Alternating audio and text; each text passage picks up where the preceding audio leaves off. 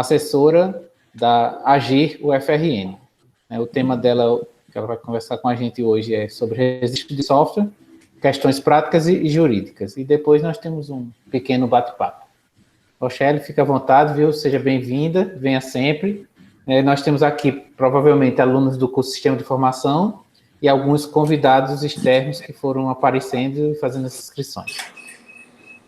Boa tarde a todos. Estão me ouvindo direitinho? Estão me ouvindo direitinho? Tudo ok? Aqui está de boas. Tudo ok. Pronto, ótimo. Boa tarde a todos. Gostaria de agradecer pelo convite.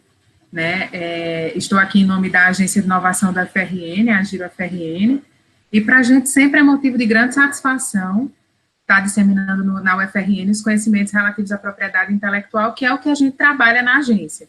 Ao final da minha explanação, eu vou falar um pouquinho do que a gente faz na agência, até para que vocês fiquem sabendo e que o que vocês precisarem nesse sentido, a gente está à disposição para tirar qualquer dúvida, passar qualquer informação, tá certo?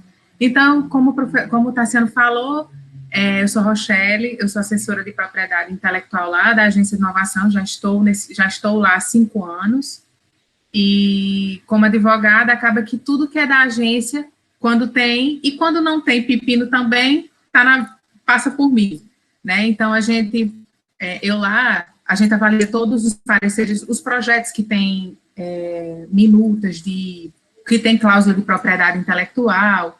Então, quem tem dúvidas, registro de software, depósito de patente, registro de marca, a gente também faz esse trabalho. Hoje, a convite, vamos falar sobre registros de software, e aí eu vou compartilhar aqui com vocês. Eu nunca sei fazer isso. Apresentar agora, aí eu queria apresentar e me ver ao mesmo tempo aqui. Eu não sei se tem a tela inteira, uma janela e uma guia do Chrome. Eu faço como? Vocês sabem me dizer? Podem me ajudar? Porque se eu botar a tela inteira, eu acho que... Deixa eu ver aqui uma janela. Você clicando 2 vezes na sua foto, você consegue ampliar e manter os dois. Ah, é? Tá. Então, vamos... Tenta aí.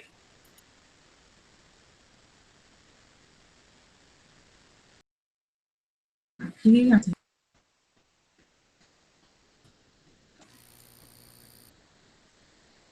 Apresentação.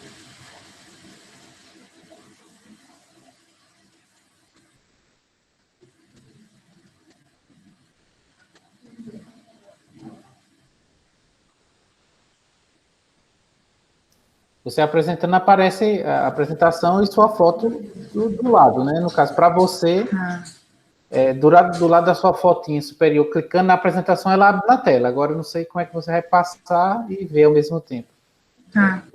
A maneira que o pessoal tem usado é dividir e fazer 2 janelas. Uma janela tem a sala do Meet e a outra janela, metade da tela, para um e para outro. Vocês estão vendo a apresentação agora? Não, nesse momento não. Então, tá. Eu fiz isso uma vez, deixa eu ver aqui, compartilhar.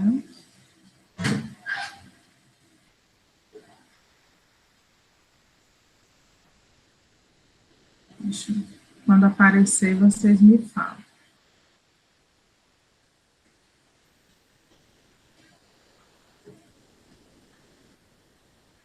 Aqui, vocês veem ou não? Estão vendo a apresentação? Ainda não. Não. Você apertou aquele apresentar agora, que tem na lateral direita? Foi. Apresentar agora. Você escolheu tela inteira ou uma janela? Eu tinha botado tela inteira. Coloca uma janela.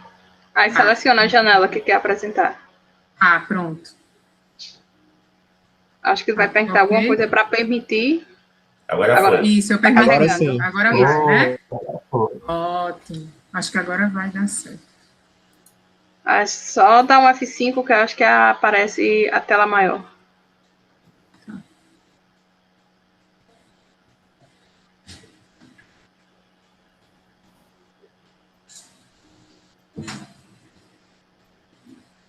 Tá dando certo? Tá abrindo. Isso. Sim. Pronto. Foi. Pronto? Então, vamos lá. essa é uma apresentação que eu faço, geralmente, de propriedade intelectual como um todo. Falo marcas, patentes, mas eu resumi só para software, tá certo? Vamos lá. Eu sempre começo. Qual é a principal busca do século XXI, né? Conhecimento, sem sombra de dúvidas, e eu sempre digo mais, ativos intangíveis. Sem sombra de dúvidas, esse século vai ser marcado por uma busca enorme de ativos intangíveis. E o que é isso, gente? Existem 2 tipos de ativos.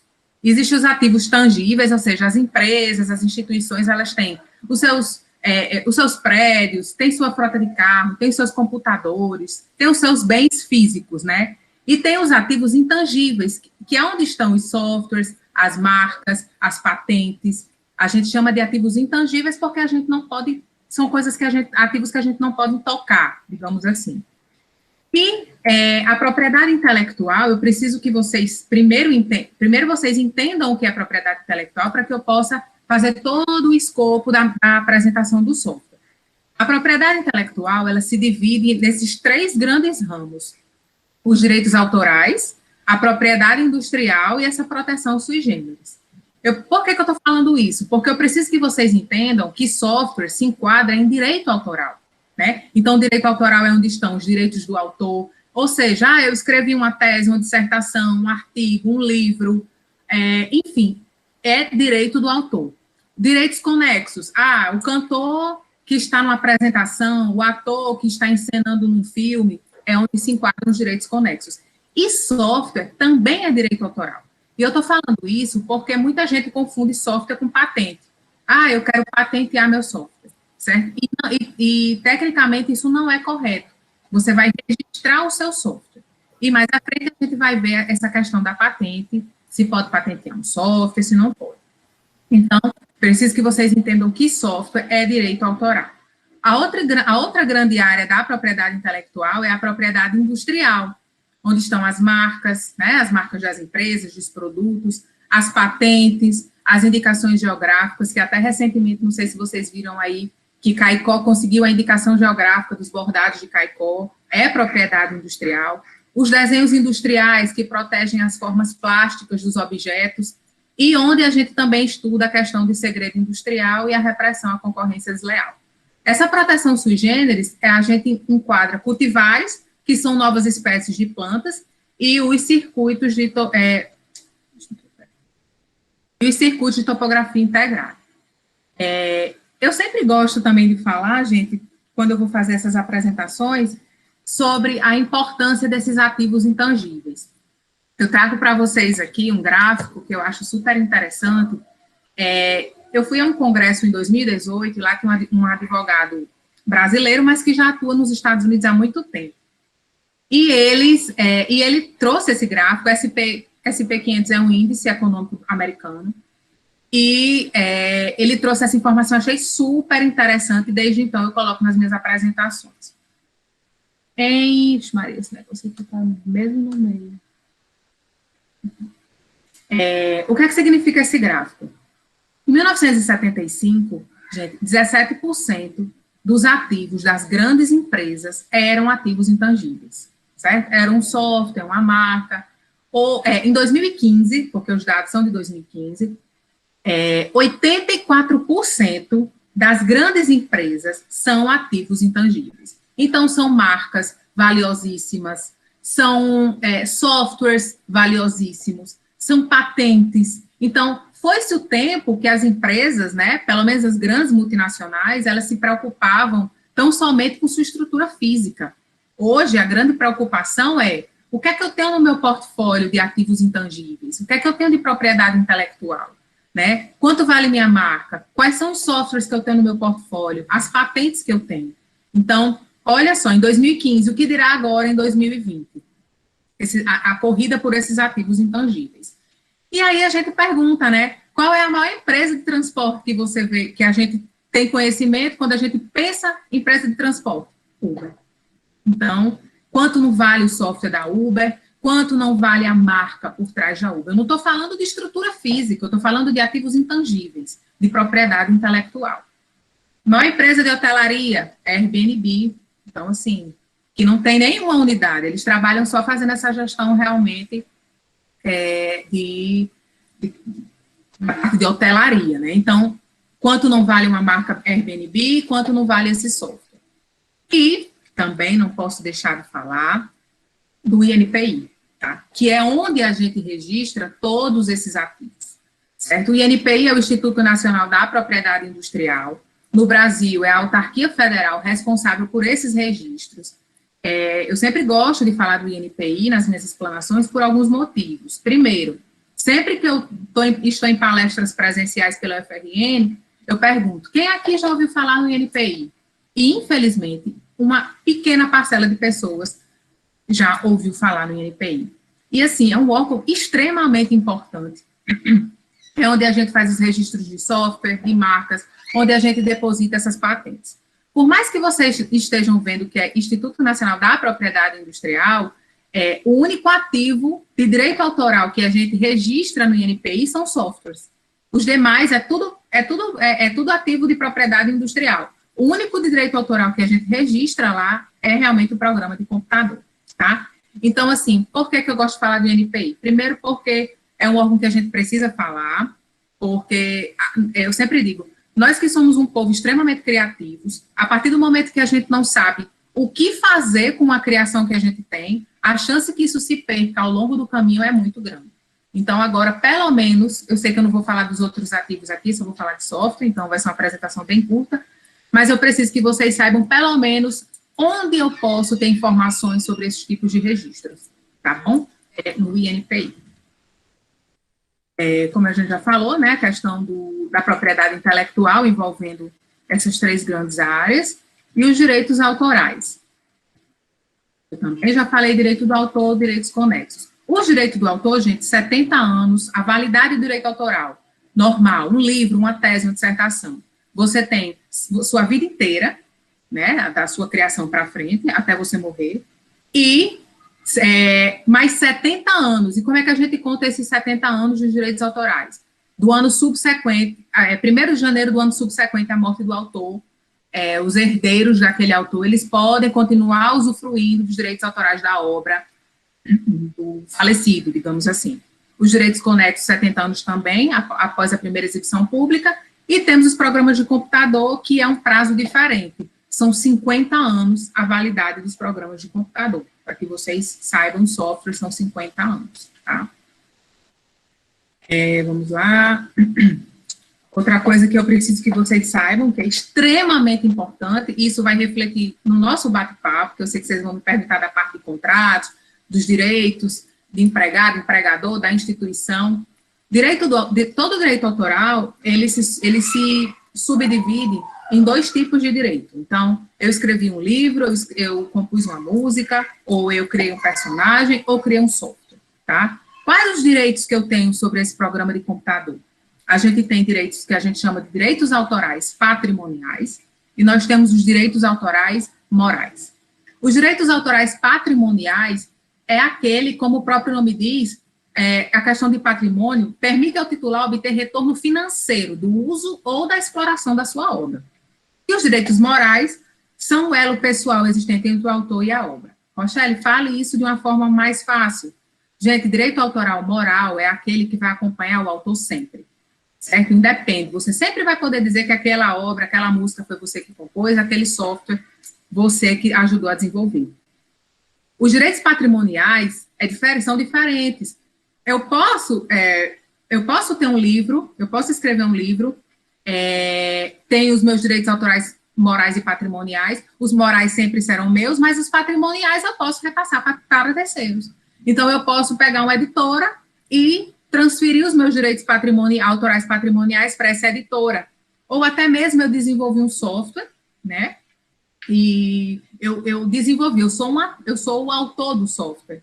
Eu tenho os meus direitos morais sobre o software, mas eu posso repassar para terceiros esses direitos patrimoniais. Então, a partir daquele momento que eu cedi, e essa cessão, ela pode se dar de forma integral ou parcial, a partir do momento que eu transferi integralmente ou parcialmente, eu posso cobrar royalties por isso, tá certo? Com relação aos meus direitos patrimoniais. Então, eu desenvolvi um software e vou vender para uma empresa ou para uma pessoa, para outra pessoa. Ela vai me pagar alguma coisa. Ou então, eu posso simplesmente licenciar. Ela vai usar, né? E eu vou cobrar um aluguel, a grosso modo, para que vocês entendam sobre esse meu direito autoral patrimonial. Então, só para vocês entenderem, porque isso aqui poucas pessoas sabem e se confundem muito.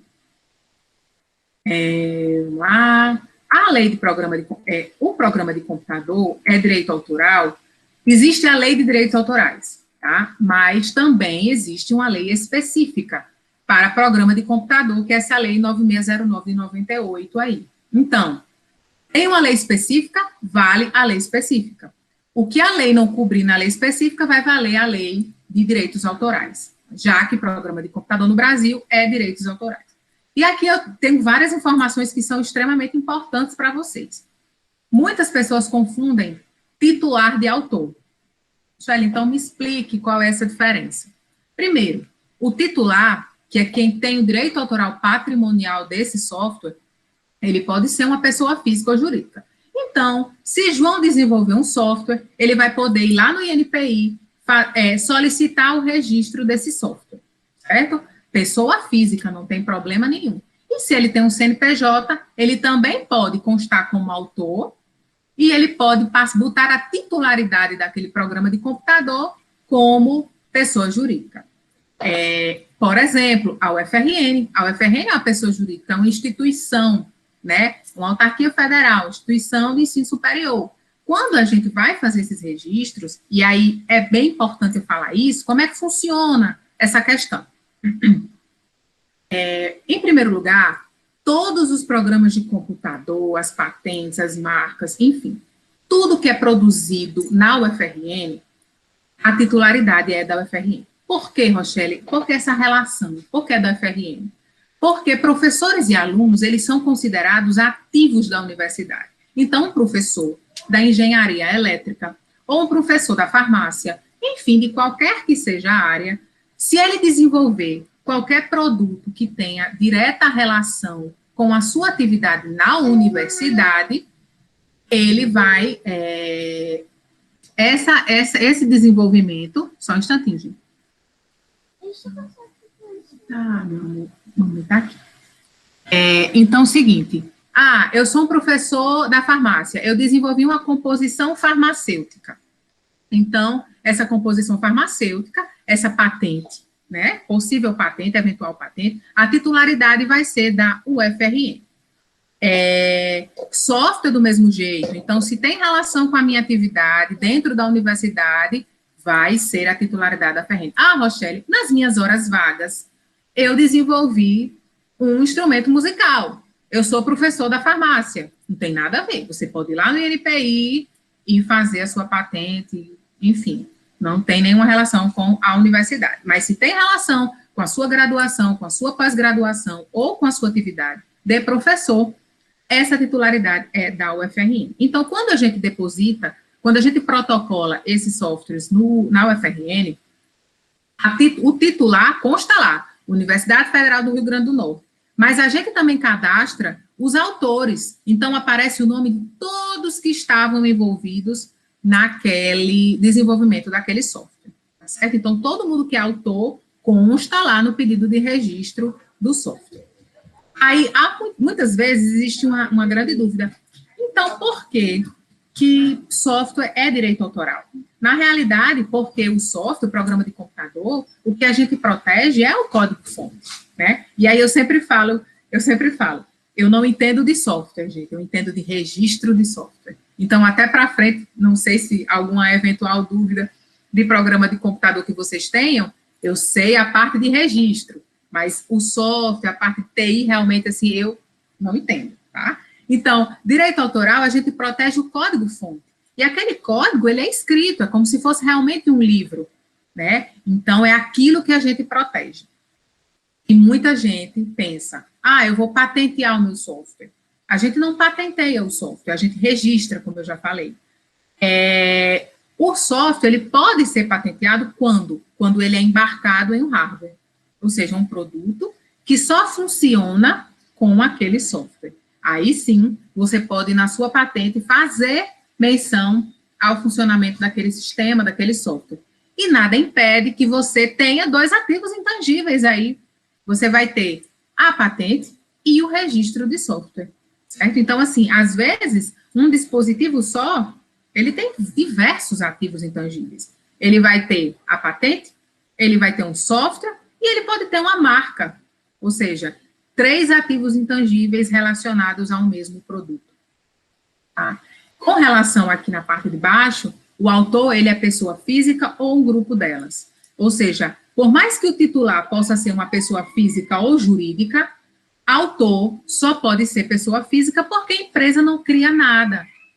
Direito autoral é criação do espírito. Pessoa jurídica não tem espírito. Então, só pode ser autor, só pode figurar como autor uma pessoa física ou um grupo delas, tá certo? E como eu falei, a duração de 50 anos e tem uma validade internacional. Porque o Brasil, ele é signatário do Acordo de Berna, que é um tratado internacional. Então, diferentemente de marcas e patentes, eu não preciso sair depositando, protegendo, registrando esse software em todos os países que eu tenho interesse em explorar economicamente, tá certo? E, na realidade, todo direito autoral é assim. O direito autoral, ele tem essa validade internacional, tá? Então, sua tese, sua dissertação, seu artigo, ele vai ter uma proteção internacional, tá bom? Juntamente com o software. Então, não precisa você se preocupar, se alguém infringiu esse seu direito em outro país, não pode do mesmo jeito. É diferente de marcas e patentes, que se eu quero explorar em outro mercado, eu tenho que fazer esse depósito, esse registro no outro país, tá? Aqui é só um alerta, muito cuidado com o uso, né, de programas de computador sem as suas devidas licenças, tá certo? A pirataria de software é crime, então fica aí um alerta. Por que eu sempre falo isso? Primeiro que a UFRN, ela vem nessa corrida aí para evitar esses usos indevidos de software, né? Exatamente pelos riscos que a instituição pode sofrer em decorrência desses usos ilegais, tá? Então, muito cuidado, ter a licença é muito importante. Aqui, gente, eu também coloco sempre que as pessoas mais me perguntam, a questão do site lógico e site virtual. Vez por outra aparece alguém lá na agência perguntando, Rochelle, eu tenho um site, como é que eu posso proteger esse site? Então, se o seu site for lógico, ou seja, tiver um software por trás, você pode registrar esse software pelo INPI. Ah, não, mas o meu site ele é meramente virtual. Ele não tem nenhum tipo de software por trás. Então, você pode proteger o seu software, direitos autorais, né, aquela estilização, as cores, as disposições, as imagens, pela lei de direitos autorais, tá certo? Que esses registros são feitos na Biblioteca Nacional. Você bota no Google Biblioteca Nacional, você vai ver lá, tem a parte serviços, registros, ele é bem intuitivo, vocês conseguem ver facilmente como fazer esses registros. Aí agora, gente, falando sobre as questões do registro na prática, né? Na prática, como é que funciona esse pedido de registro de software? E aí eu vou falar enquanto agência de inovação. Chega o professor, né, lá, o aluno, para registrar um software, como é que funciona? A gente disponibiliza no site, agir.frn.br, um checklist, não só para software, mas como para patente, para marcas, e lá tem todos os dados que a gente precisa. Tanto os dados dos autores, para que conste no registro, né, ou seja, João, Maria, todo mundo vai constar bonitinho nesse registro. Então, a gente precisa dos dados de todos os autores.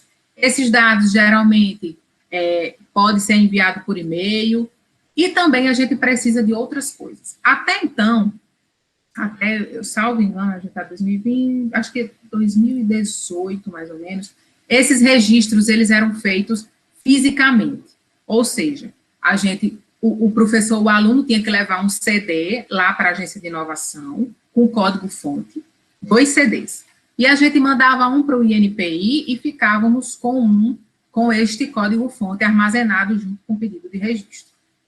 Todavia, imagine a quantidade de documentos que o INPI não ficava, né, para guardar todos esses documentos. Então, eles trouxeram uma nova solução para deixar todos esses processos eletrônicos, até porque de marca, de patente, em desenhos industriais, todos já estavam eletrônicos.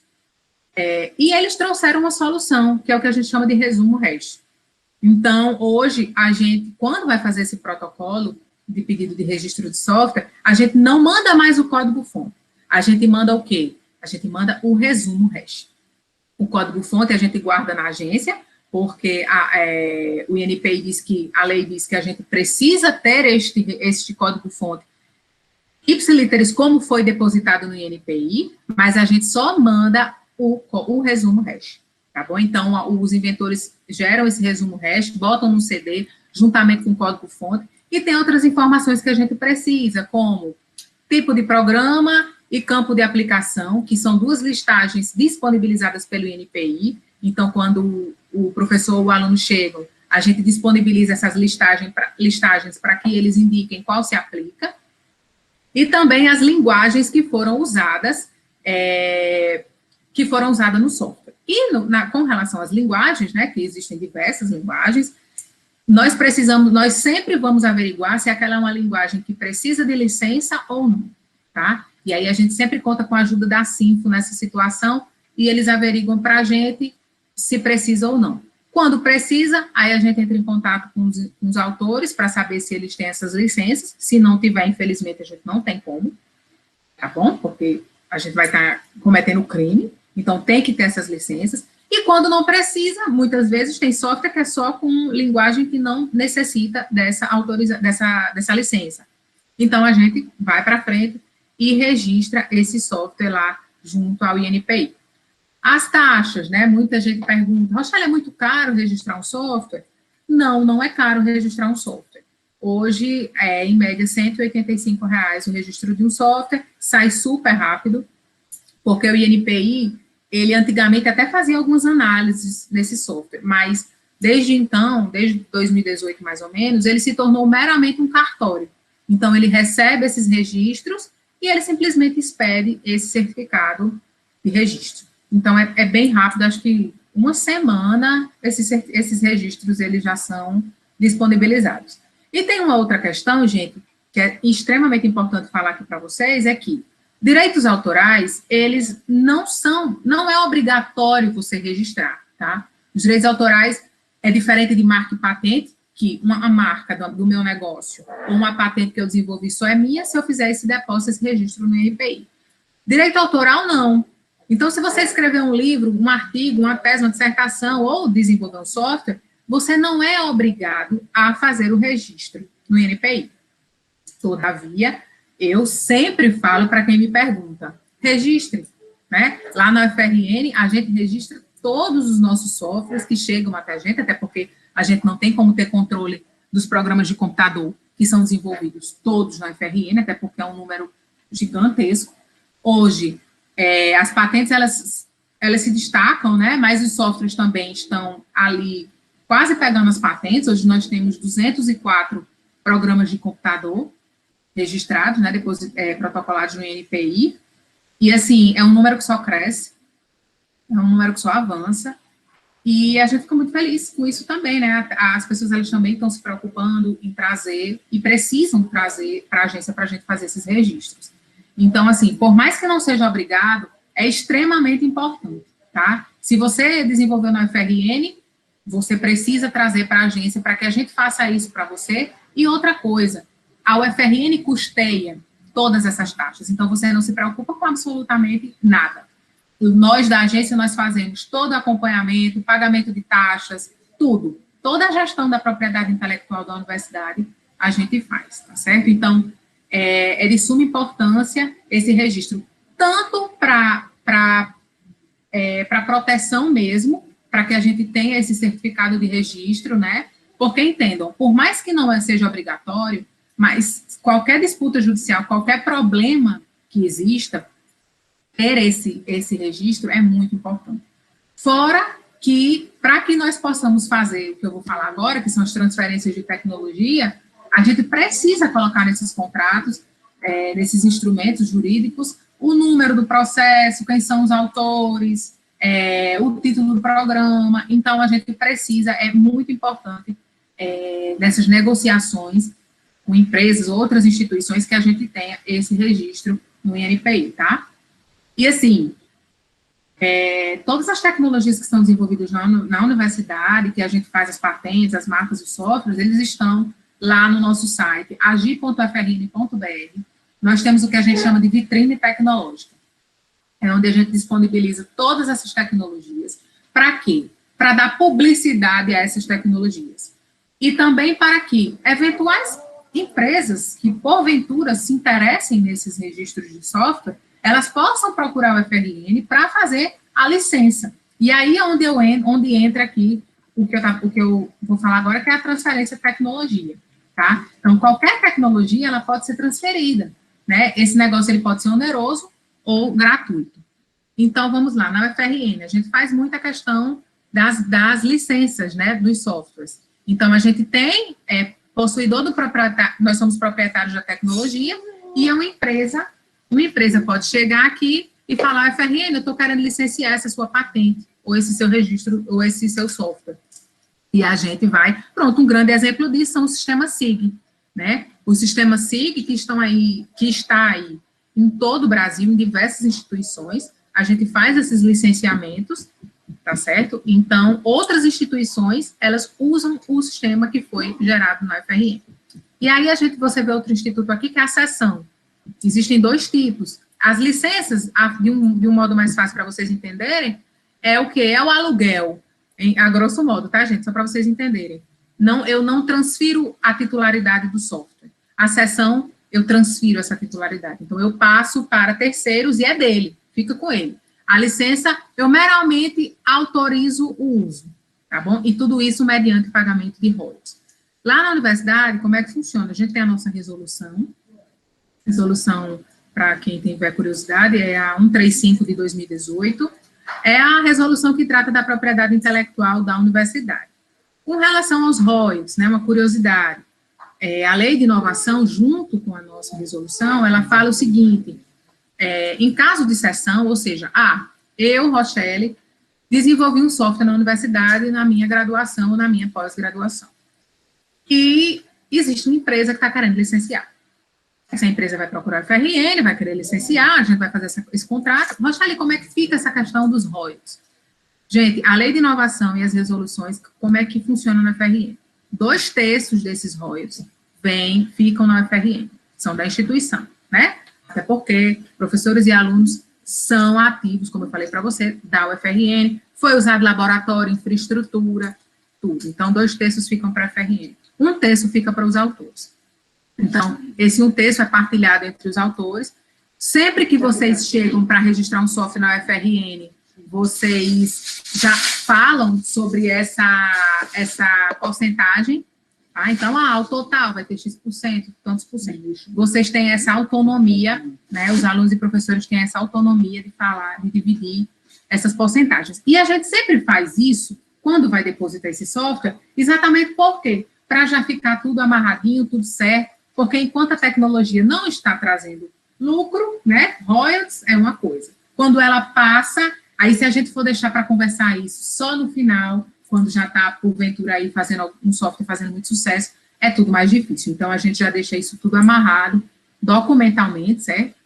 Quando vocês nos enviam os dados dos autores, a gente prepara um documento que consta a participação de todo mundo, quem são os autores. Às vezes, existem softwares que são desenvolvidos em cotitularidade, então fica tudo direitinho lá. É cotitularidade UFRN, UFPB, ou UFRN e IFRN, isso também pode acontecer. E para fechar a apresentação, aqui é a Agência de Inovação, a gente fica no prédio da reitoria, como eu falei já ao longo da minha explanação, a gente trata sobre a gestão da propriedade intelectual da universidade, a gente auxilia os pesquisadores com relação a todos esses ativos. Eu desenvolvi uma patente, eu quero registrar um software, a marca do meu laboratório, ou a marca de um software da UFRN, né, porque às vezes os professores e os alunos vêm com um software que eles já criaram um logotipo, já criaram uma marca, então a gente dá toda essa assessoria. E também a parte de transferência de tecnologia, que também fica sobre a nossa responsabilidade, e a questão da incubação de empresas, né? As incubadoras e as empresas incubadas, a gente também dá esse apoio na universidade nesse sentido. Aqui é só para que vocês conheçam os nossos números. Nós temos, atualmente, 254 pedidos de patentes, das quais 22 já são carta-patentes. Nós somos líderes de cartas patentes, né, Norte e Nordeste. Um levantamento que o nosso assessor de comunicação fez, ele viu isso, 22 cartas patentes. Programas de computador, 204, tá? Mas é um número aí que só vai aumentar, a gente já tem vários para a gente depositar, e 63 marcas. Aqui é só, gente, para finalizar mesmo, falar dessa interação da universidade e empresa que é tão importante. Às vezes as pessoas não sabem, né? Então, uma coisa que a gente sempre fala, quando toda pesquisa que é desenvolvida na universidade, ela precisa retornar para a UFRN, a gente tem que ganhar dinheiro com isso. Então, as patentes, né? Quando a gente tem as patentes, a gente fala para o professor, olha, professor, não é só para essa tecnologia ficar aqui na gaveta. Isso aqui precisa retornar para a UFRN de alguma forma. Então, se você tem uma empresa, se você sabe de uma empresa que pode querer licenciar essa tecnologia, fala para a gente entrar em contato, ou entre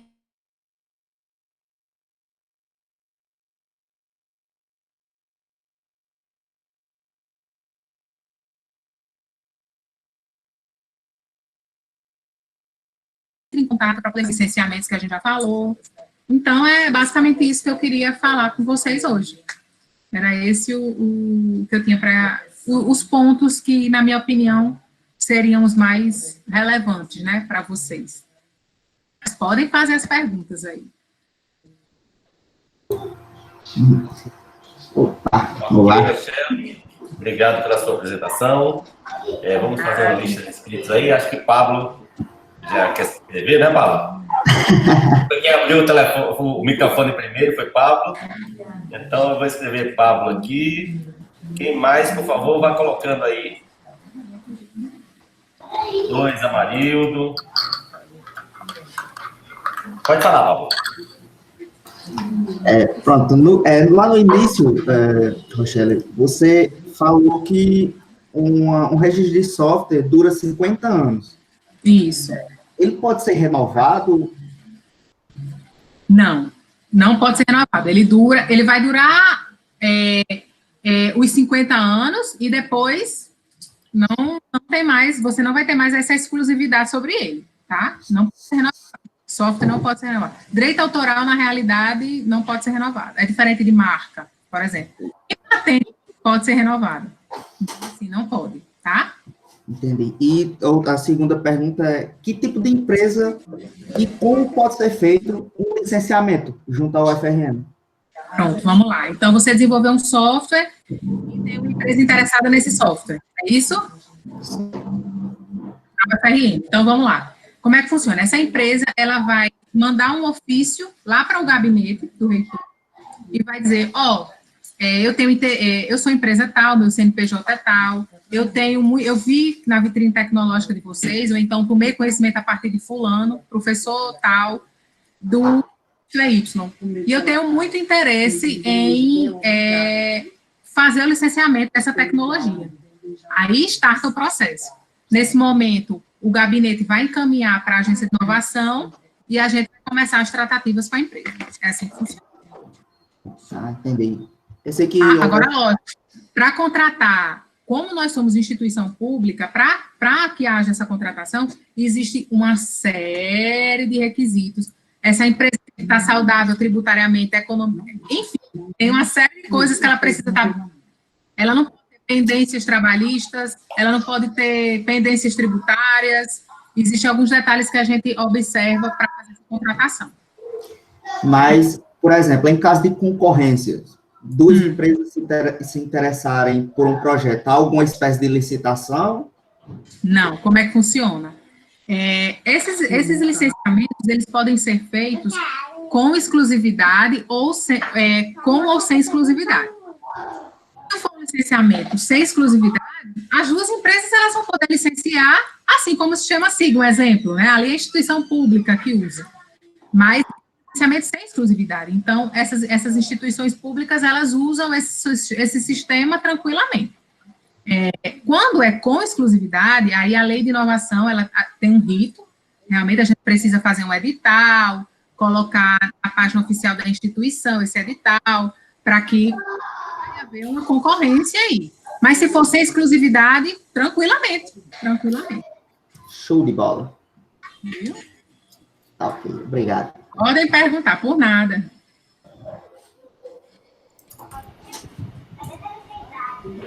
Boa noite.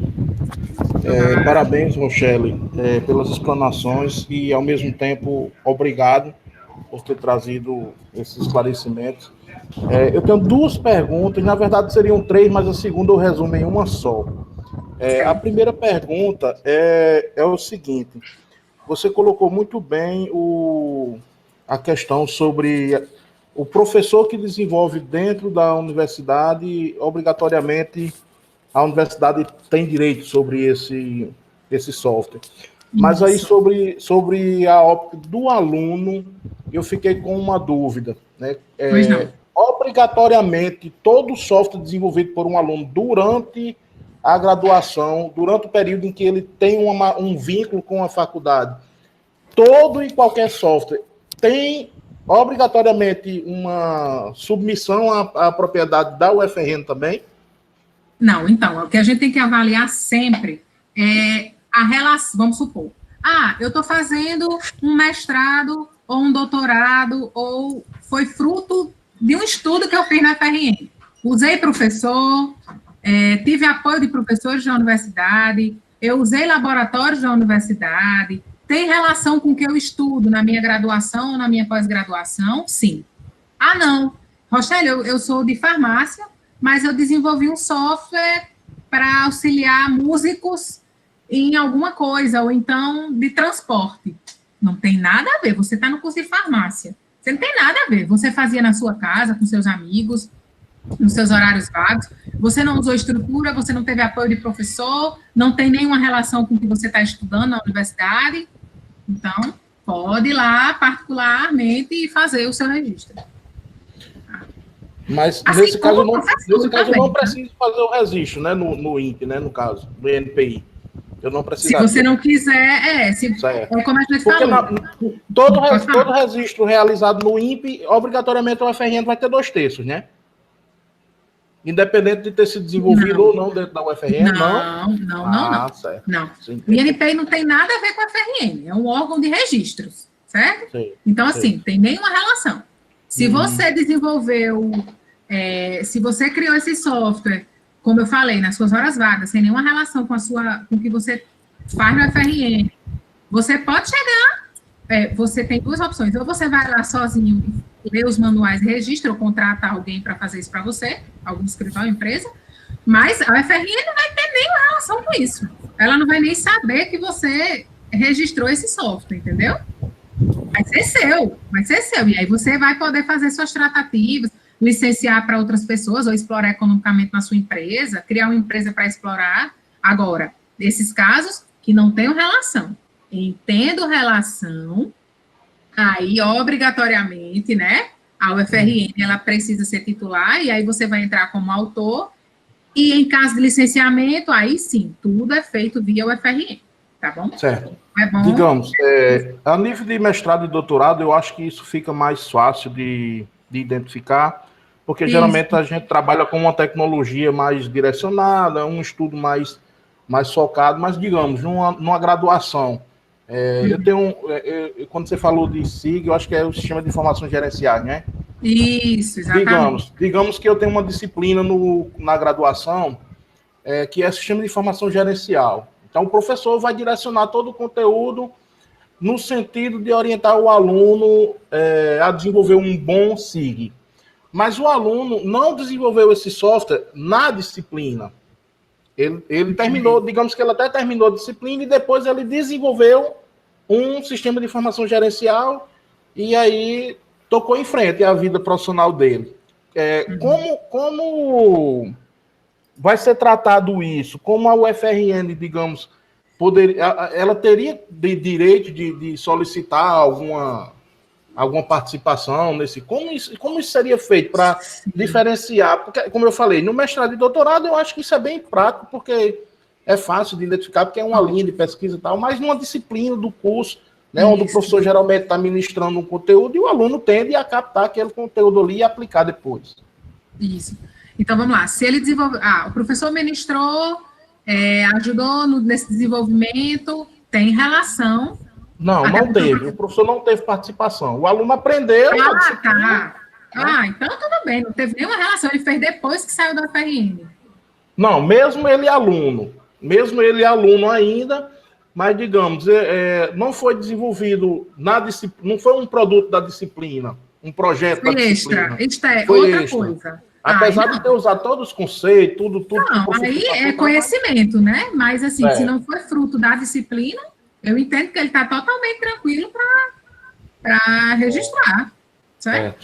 Então, o professor ensinou 2 mais 2 são 4. Eu peguei esse 4 e lá no meu canto eu usei para outra coisa. É um conhecimento seu, né? Não foi desenvolvido na disciplina, então tranquilo, não. Pronto, isso de certa forma já deixa um link para minha segunda pergunta, para não, porque o Flávio já está cobrando aqui quantas perguntas eu ia fazer, né?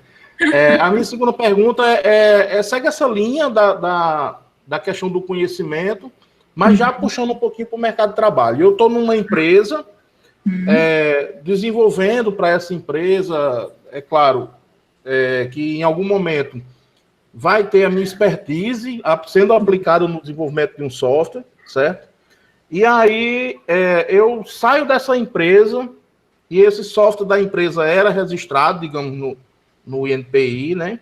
E eu fui atuar em outra empresa e eu vou certamente aplicar novamente a mesma expertise num software concorrente.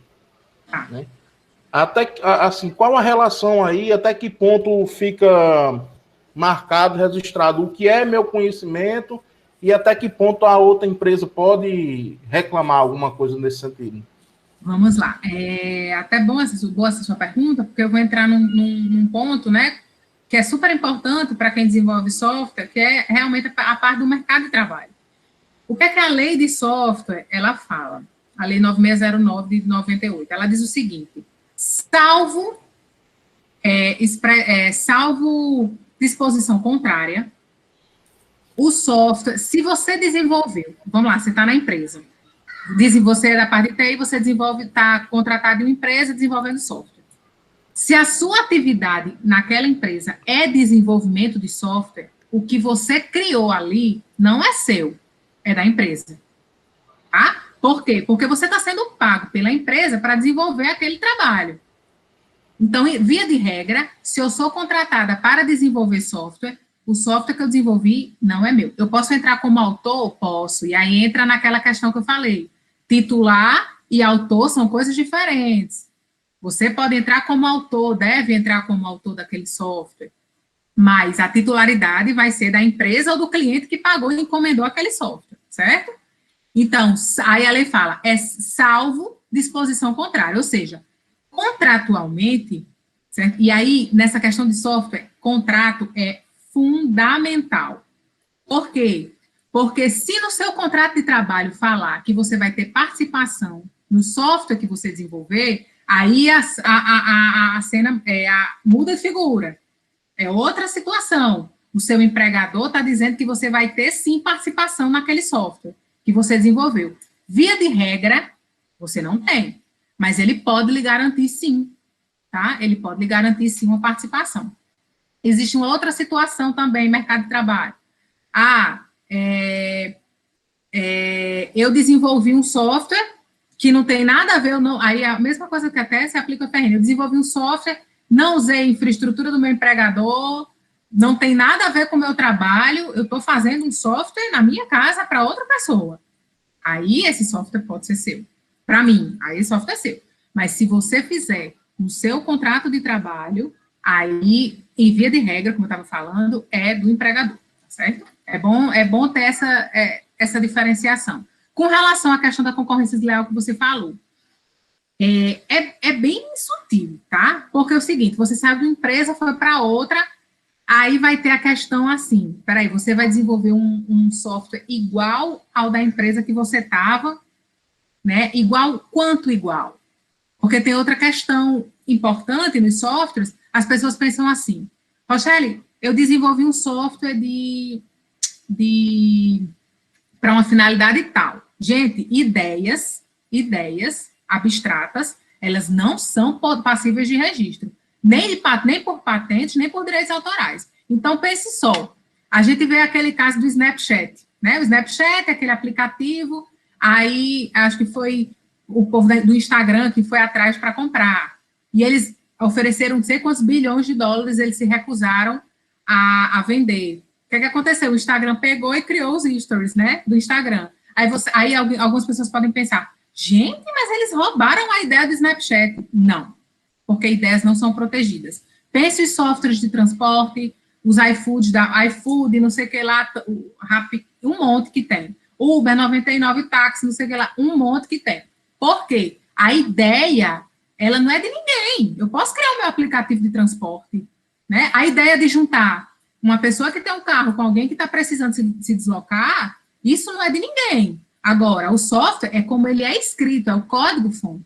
Então, só vai existir aí, você só vai infringir direito de terceiros se o seu código-fonte você tiver roubado, digamos assim, plagiado o código de outra software. Então, se você escrever aquilo ali de outra forma, não tem problema nenhum. Tá? Então, assim, com essa questão de concorrência desleal, tem esses pormenores aí. Se você escrever um mesmo software de outro jeito, que não usando o código-fonte daquele seu antigo empregador, qualquer concorrente pode fazer isso. Tá? Só tomando um pouco a fala na frente dos outros. Gente, eu falo muito disso, eu falo demais. Eu começo a falar, não paro, não. Só finalizar, Gustavo. Obrigado, viu, Tem a ver com a tua pergunta, Marildo. Eu estou vivenciando uma situação dessas agora, né? Eu saí da empresa onde eu trabalhava e ela faz softwares para supermercados e varejo num geral, né? Ela faz RP. A empresa antiga. Isso, a empresa que eu saí. E ela, lá dentro, muitas empresas fazem isso, né? Aqui no Paraná. Elas fazem um contrato de confidencialidade para que eu não posso usar o know-how que eu aprendi naquela empresa, até mesmo conhecimentos meus em outra empresa, só que... Aí você vai nascer de novo, né, então? Vou nascer de novo, mas eles fazem a gente assinar isso, né, então tem assinado isso ali e eles pregam dentro da empresa que você não pode nem usar, tipo, você aprendeu a fazer esse modelo logístico aqui, então você não pode usar em outra empresa, né, eles pregam dessa forma, né, mas é só o código-fonte mesmo, né. Isso, é só o código-fonte, você não tem como, você vai desaprender o que você aprendeu, aí você é uma pessoa que se forma nisso, para que vale a experiência? Então, se você nunca vai poder usar em outras empresas, faz o menor sentido.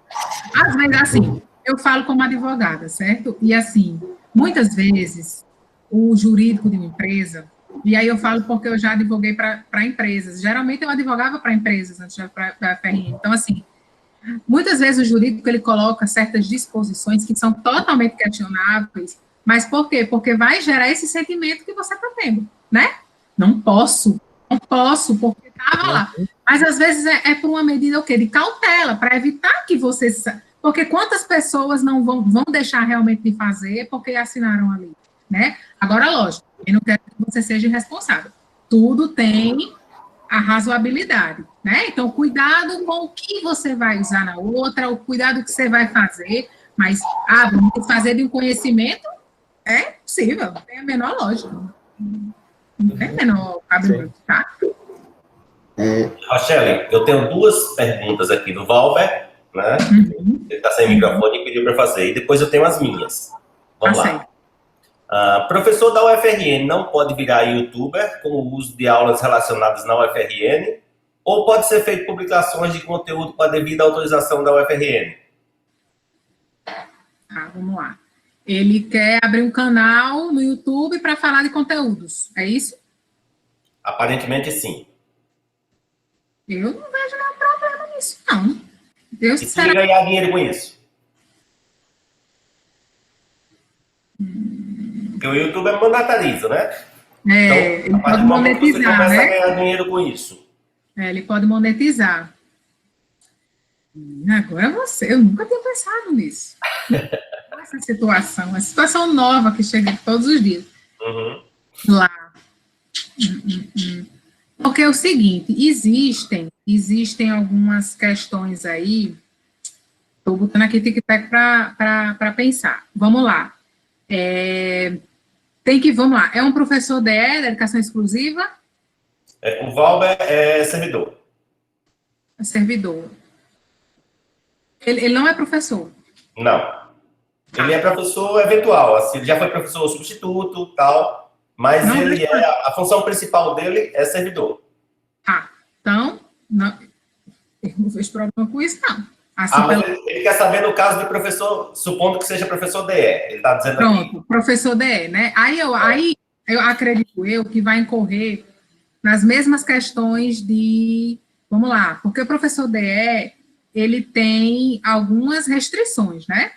Ele, por exemplo, não pode ser sócio de empresa, sócio não pode ser sócio de empresa, então, assim, tem que ver a questão de quantas horas ele está se dedicando a isso, eu acredito. Estou falando aqui no escuro, porque eu nunca parei nem estudei sobre essa situação, tá? Certo. Então, assim, teria que ver qual... Gente, desculpa, viu? Porque home office tem essas coisas. Minha filhota aqui. Tudo bem. Não adianta, porque eu já tentei botar ela para lá, mas não adianta. Ela quer vir aqui todo dia. Então, assim, teria que ver aí, porque se ele for realmente dedicação exclusiva, tem a legislação, traz alguns pormenores. Aí tem que realmente ver essa legislação, até que ponto ele poderia ter essa outra atividade, né? Porque o DE, ele recebe essas gratificações por dedicação exclusiva, e, assim, em tese, ele não poderia ter outras atividades. Então, pode ser que realmente tenha algumas questões a serem observadas, e tal, não possa, ou tenha que regular aí o tempo que ele está se dedicando a essa outra atividade, tá? Mas eu posso pesquisar, tá? Para mim vai ser até bom pesquisar sobre isso. Ótimo. E a segunda pergunta dele é o seguinte, códigos abertos depositados em repositórios públicos, como Git, SVN, que são realizados durante as aulas de disciplinas da UFRN, precisam ser autorizados pela UFRN? Bom, vamos lá. Você até, mesmo que não, assim, eu me lembrei de uma outra questão que eu acho que é importante de colocar aqui, tá? Aí depois eu entro na sua pergunta. Muitas vezes, o que é que tem acontecido lá na UFRN? Alguns professores chegam, aí eles dizem assim, Rochelle, a gente quer deixar código aberto, o software livre de código aberto, para que outras pessoas possam usar o sistema que a gente está desenvolvendo aqui na UFRN. A gente acha que é muito melhor outras pessoas usarem, saberem que foi a UFRN que criou, isso é bom para a imagem da UFRN, do que até mesmo a gente ganhar com essas licenças. Aí, eu sempre falo assim para o professor, ou para o aluno que procura, eu digo, olha, primeira coisa que a gente tem que ter em mente é que esses softwares não são do professor e do aluno, é da instituição. Então, eu sei que é muito bacana a pessoa querer disponibilizar isso para que outras pessoas usem, né, porque às vezes realmente tem situações que existem um ganho maior por trás de você disponibilizar e outras pessoas saberem que foi a UFRN que criou. Só que, assim, instituições públicas, né, principalmente a UFRN, é uma instituição muito visada e a gente tem muitas auditorias. E uma coisa que a gente precisa se preocupar muito é com as renúncias de receita. Então, se a gente abre, disponibiliza isso de uma forma gratuita, sendo de titularidade da UFRN, amanhã a gente pode sofrer uma auditoria e os órgãos de controle podem perguntar, por que a UFRN não está ganhando dinheiro com esse software? Tá? Porque a tecnologia foi desenvolvida, tem que dar retorno para a instituição. Então, vocês estão disponibilizando isso gratuitamente, então é uma questão que eu gostaria também de pontuar, que é até um caso novo, a questão de disponibilizar softwares nesses, no Apple Store, no enfim, né, porque hoje as pessoas querem disponibilizar lá, só que precisa ter muito esse cuidado, tá, de que o software é da instituição, então precisa passar por todo um trâmite para decidir se esse software vai ser, tem que justificativa, por que está liberando isso, por que não está licenciando e ganhando dinheiro, tá? Mas a pergunta dele foi com relação ao uso de outros softwares nas aulas, não é isso? De softwares que estão código aberto que são depositados em repositórios públicos. Ele quer saber se precisa ser autorizado pela UFRN. Não, olha, o que a gente sempre tem que partir do pressuposto são os termos de uso daquele software, daquele programa de computador que você está usando na sua aula. Não, os termos de uso falam que você pode usar tranquilamente, sem pagar, ou então tem uma versão gratuita e você está usando essa versão gratuita, você não precisa de autorização da FRN. O que você não pode fazer é usar, não, tem que pagar, e aí você está fazendo uma gambiarra para usar na sala de aula, ou você tem uma licença e você está usando um software pirata, aí isso não pode. Mas, não, eu estou entendendo que são softwares que ele produz. Ele produz softwares, os softwares dele são de código aberto, né? Ele quer deixar no repositório para as pessoas usarem. Pronto, e ele quer saber, se a... que eu falei inicialmente. Ele desenvolveu esses softwares, ele tem relação com... Ele é professor da universidade? Ele está perguntando como professor. Ele é servidor, mas ele está perguntando como professor. Pronto. Se ele é professor, aí cai naquela questão que a gente conversou. Se ele é professor, se ele desenvolveu esses programas de computador que tem relação com a atividade dele de professor, aí incorre nessa situação que eu acabei de falar.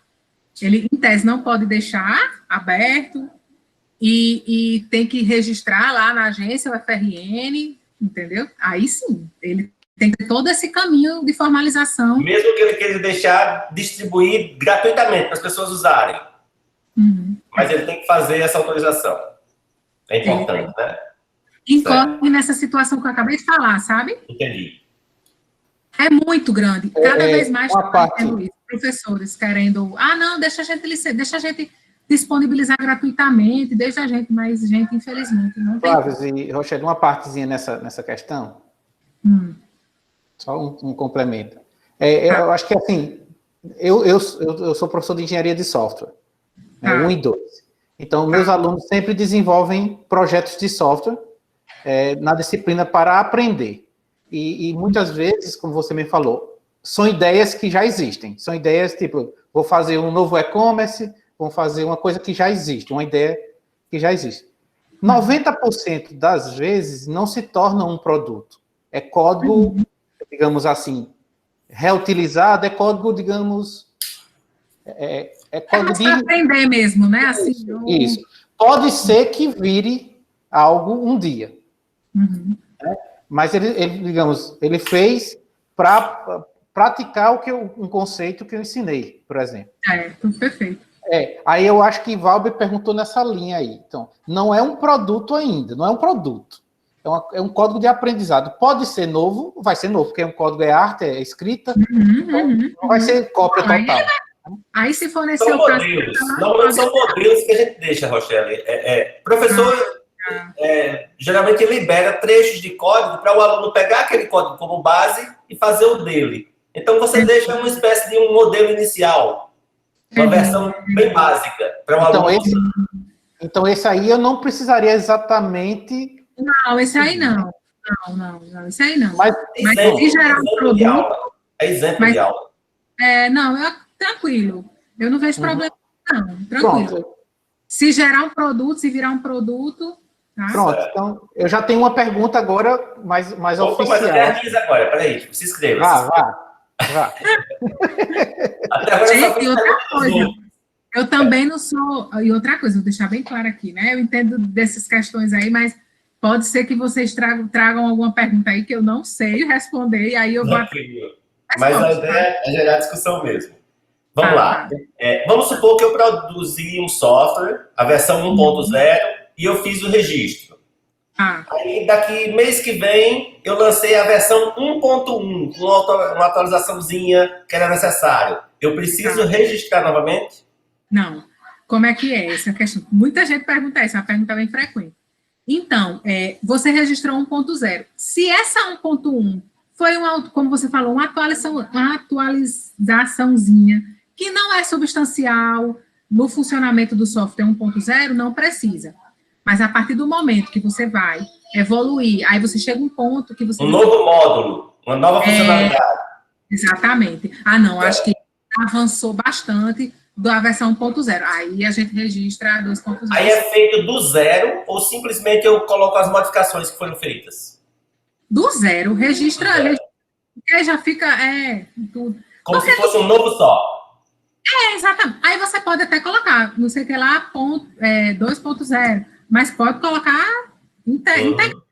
Não tem problema nenhum, não. Segunda dúvida. Você vai ganhar mais tempo, né, de registro? De 50 Isso. anos. Tá? Você falou que se um professor produzir um software, esse software é de titularidade da UFRN. Mas quando um professor escreve um livro, mesmo que esse professor seja DE, os direitos autorais desse livro são dele, né? Exatamente. Mas é porque existe essa diferença de tratamento entre direitos autorais relacionados à lei de software e à lei de direitos autorais.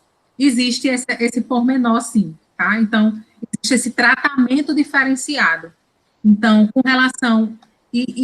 inclusive, coincidentemente, tratei com o meu diretor, meu chefe, sobre isso essa semana, dentro de um processo que a gente recebeu.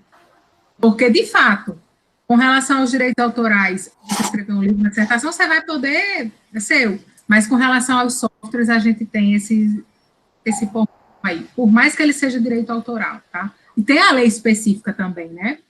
Porque tem essa lei específica que garante essa diferenciação. E, por fim, digamos que eu desenvolva um serviço. Eu, professor DE, desenvolva um serviço, o que a gente chama um API. Certo?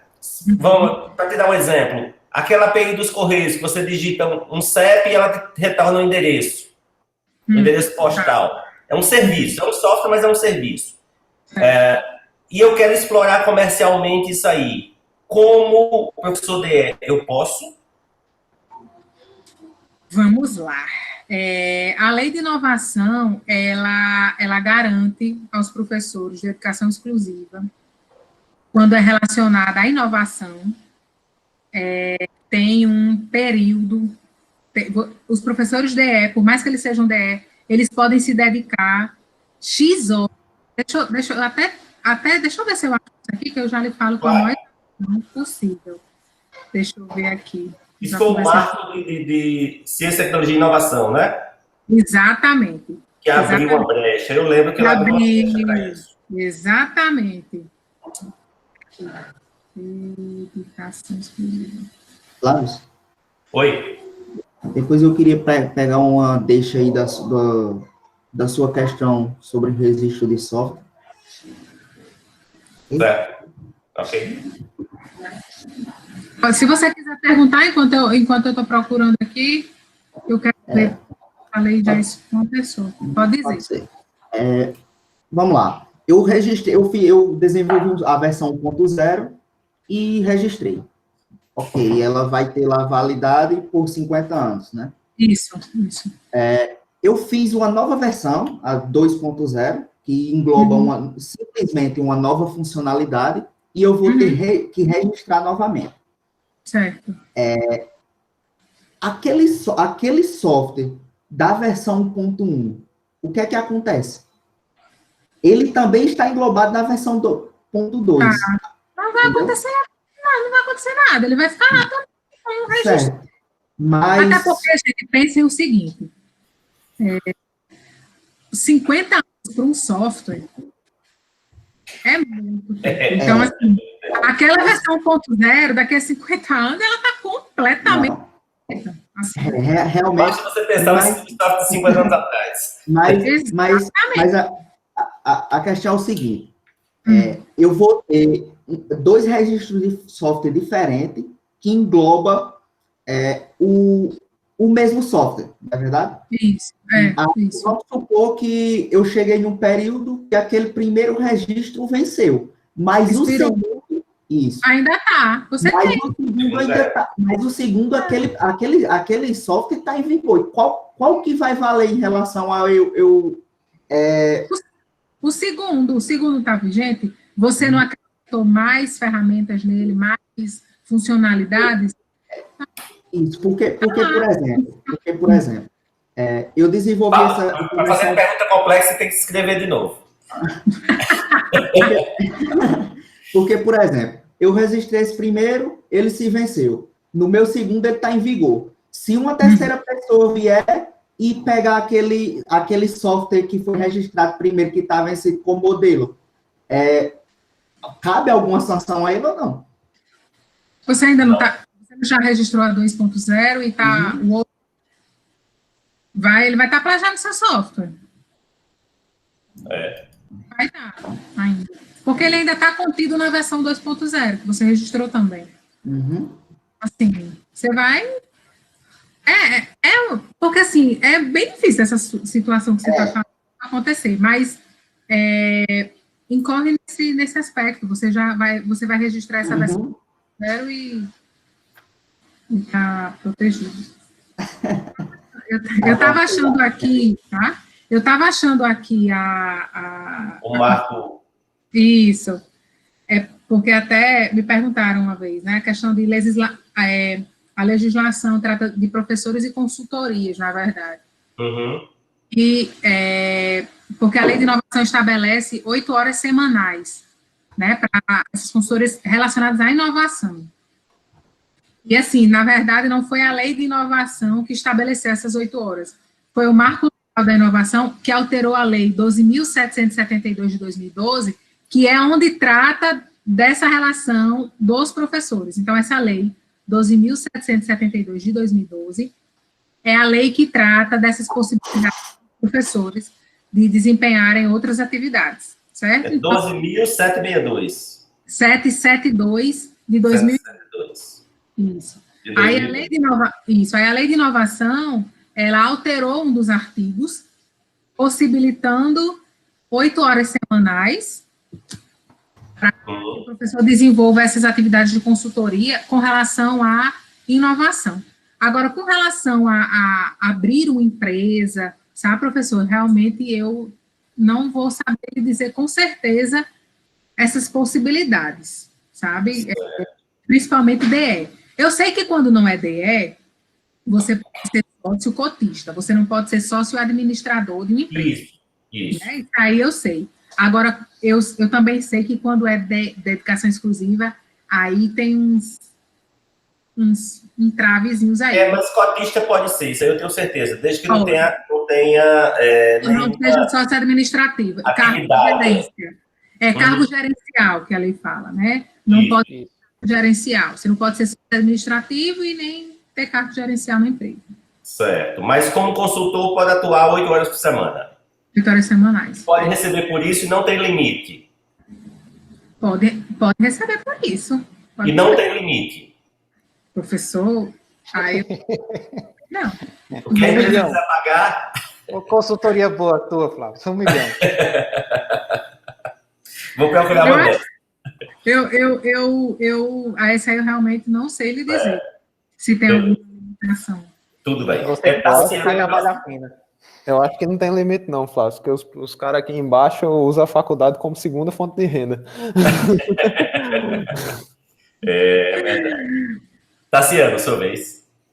Pois bem, eu já fui contemplado em muitas das minhas dúvidas, mas eu acho que eu tenho, pelo menos, vou pedir permissão de lhe mandar e-mails perguntando, complementando, porque eu estou tentando criar um ambiente de desenvolvimento de software com meus alunos, que eles peguem isso. Aí eu tenho uma pergunta, né, tem a ver com o que já foi discutido, mas para finalizar, por exemplo, né, ocorreu um caso, né, temos um caso aqui da gente desenvolver voluntariamente para uma instituição de caridade ou para uma instituição tipo, por exemplo, a gente tem projetos começando com o Hemocentro, começando aí tem um TCC que gerou um mini produtozinho de código para a ACAPAN, que é uma ONG de proteção animal. Então, a aluna desenvolveu no TCC dela, né? Aí a minha pergunta eu tenho esses alunos têm esse código público no GitHub, num repositório de software público. Mas eu quero registrar pela UFRN.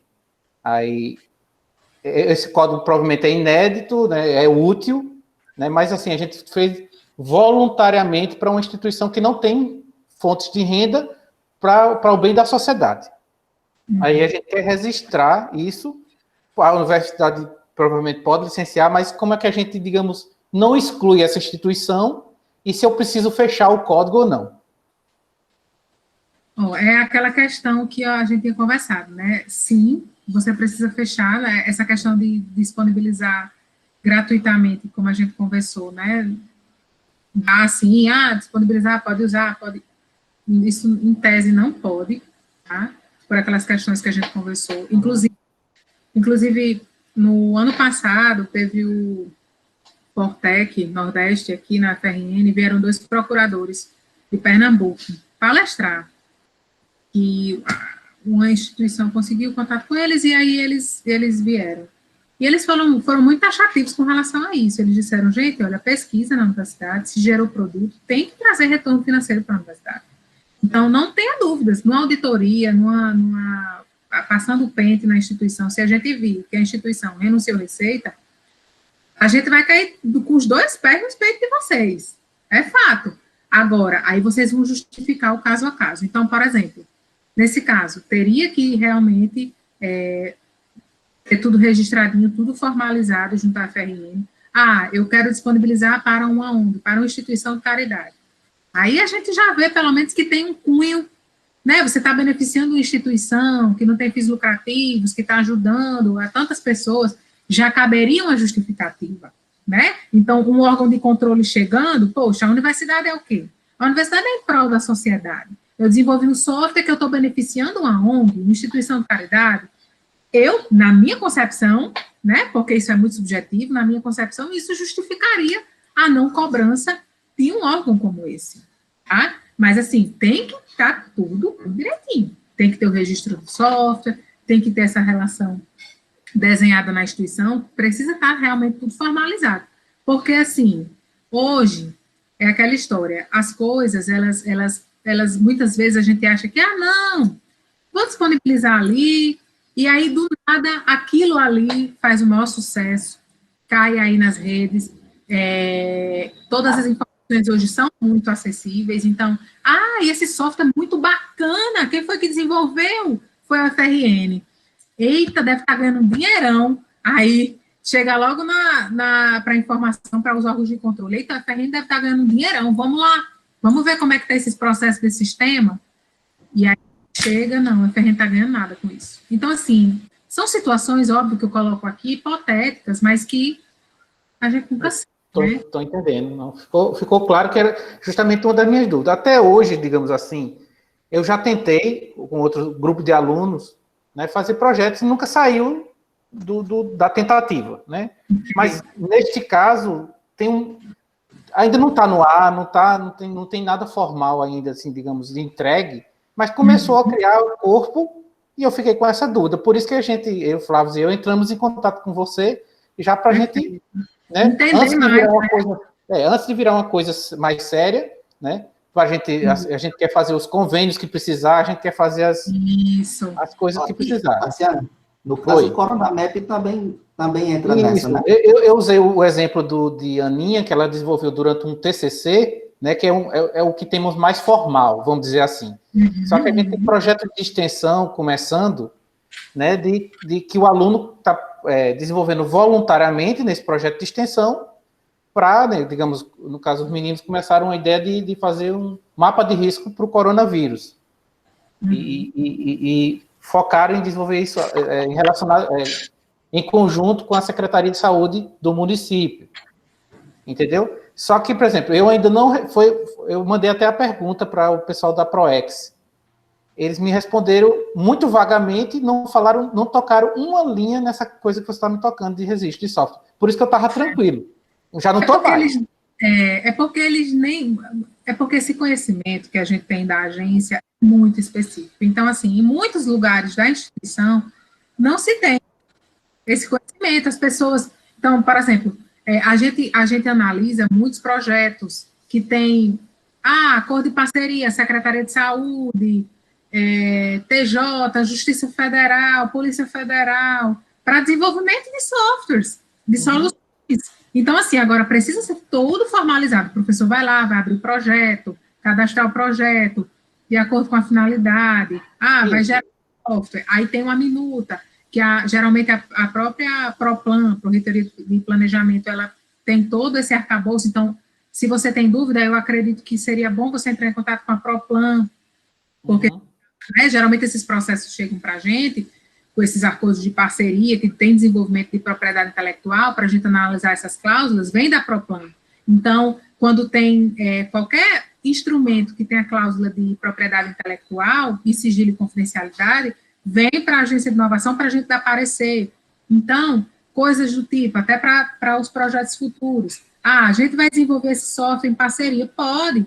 Você pode desenvolver com empresas, com outras instituições, novas soluções, e aí, quando vem para cá, como é que vai ser a participação dessas instituições? Vai ficar tantos por cento da propriedade, vai ser cotitularidade, ou a UFRN vai ficar com tantos por cento, a outra instituição vai ficar com tantos por cento, né? Então, tem todas essas nuances que dentro do projeto, nessa minuta, é construído para que amanhã, quando esse software for gerado, que for licenciado, a UFRN vai ficar com tantos por cento e outra instituição com quantos por cento, que ela vai poder utilizar. Acontece muito, né? Então, faz acordo de parceria, e a empresa pode usar o software, até sem pagar nada para a UFRN. Agora, no caso de licenciamento para terceiros, aí existe essa cobrança, e a depender da participação de cada um na cotitularidade, aquele valor vai ser distribuído naquelas proporções. Então, certo, entendido. Só para finalizar, porque a resposta que eu recebi foi o seguinte, que eu disse, olha, eu estou desenvolvendo um projeto de extensão, né, que ainda a gente vai firmar uma parceria com a Secretaria de Saúde para fazer um software de mapa de riscos. Aí eles perguntaram, tem dinheiro envolvido? Aí eu disse, não. É um trabalho voluntário dos alunos e do professor. Aí eles, só basta registrar no CIGA, na parte de projeto de extensão, e pronto, professor. Aí eu disse, tá bom. Mas não tá bom, não. Aí a minha pergunta final é, eu começo interagindo com vocês da AGI ou com eles? Para eu tirar as dúvidas, tipo assim, eu descrevo o projeto para vocês do AGI em detalhes, me dizem para onde eu vou. Não. Realmente, como eu estava lhe falando, já vem lá, ou da PROPLAN ou da PROEX, geralmente. Começa realmente, a ponta são eles mesmos. Tá, e aí, tá entendido.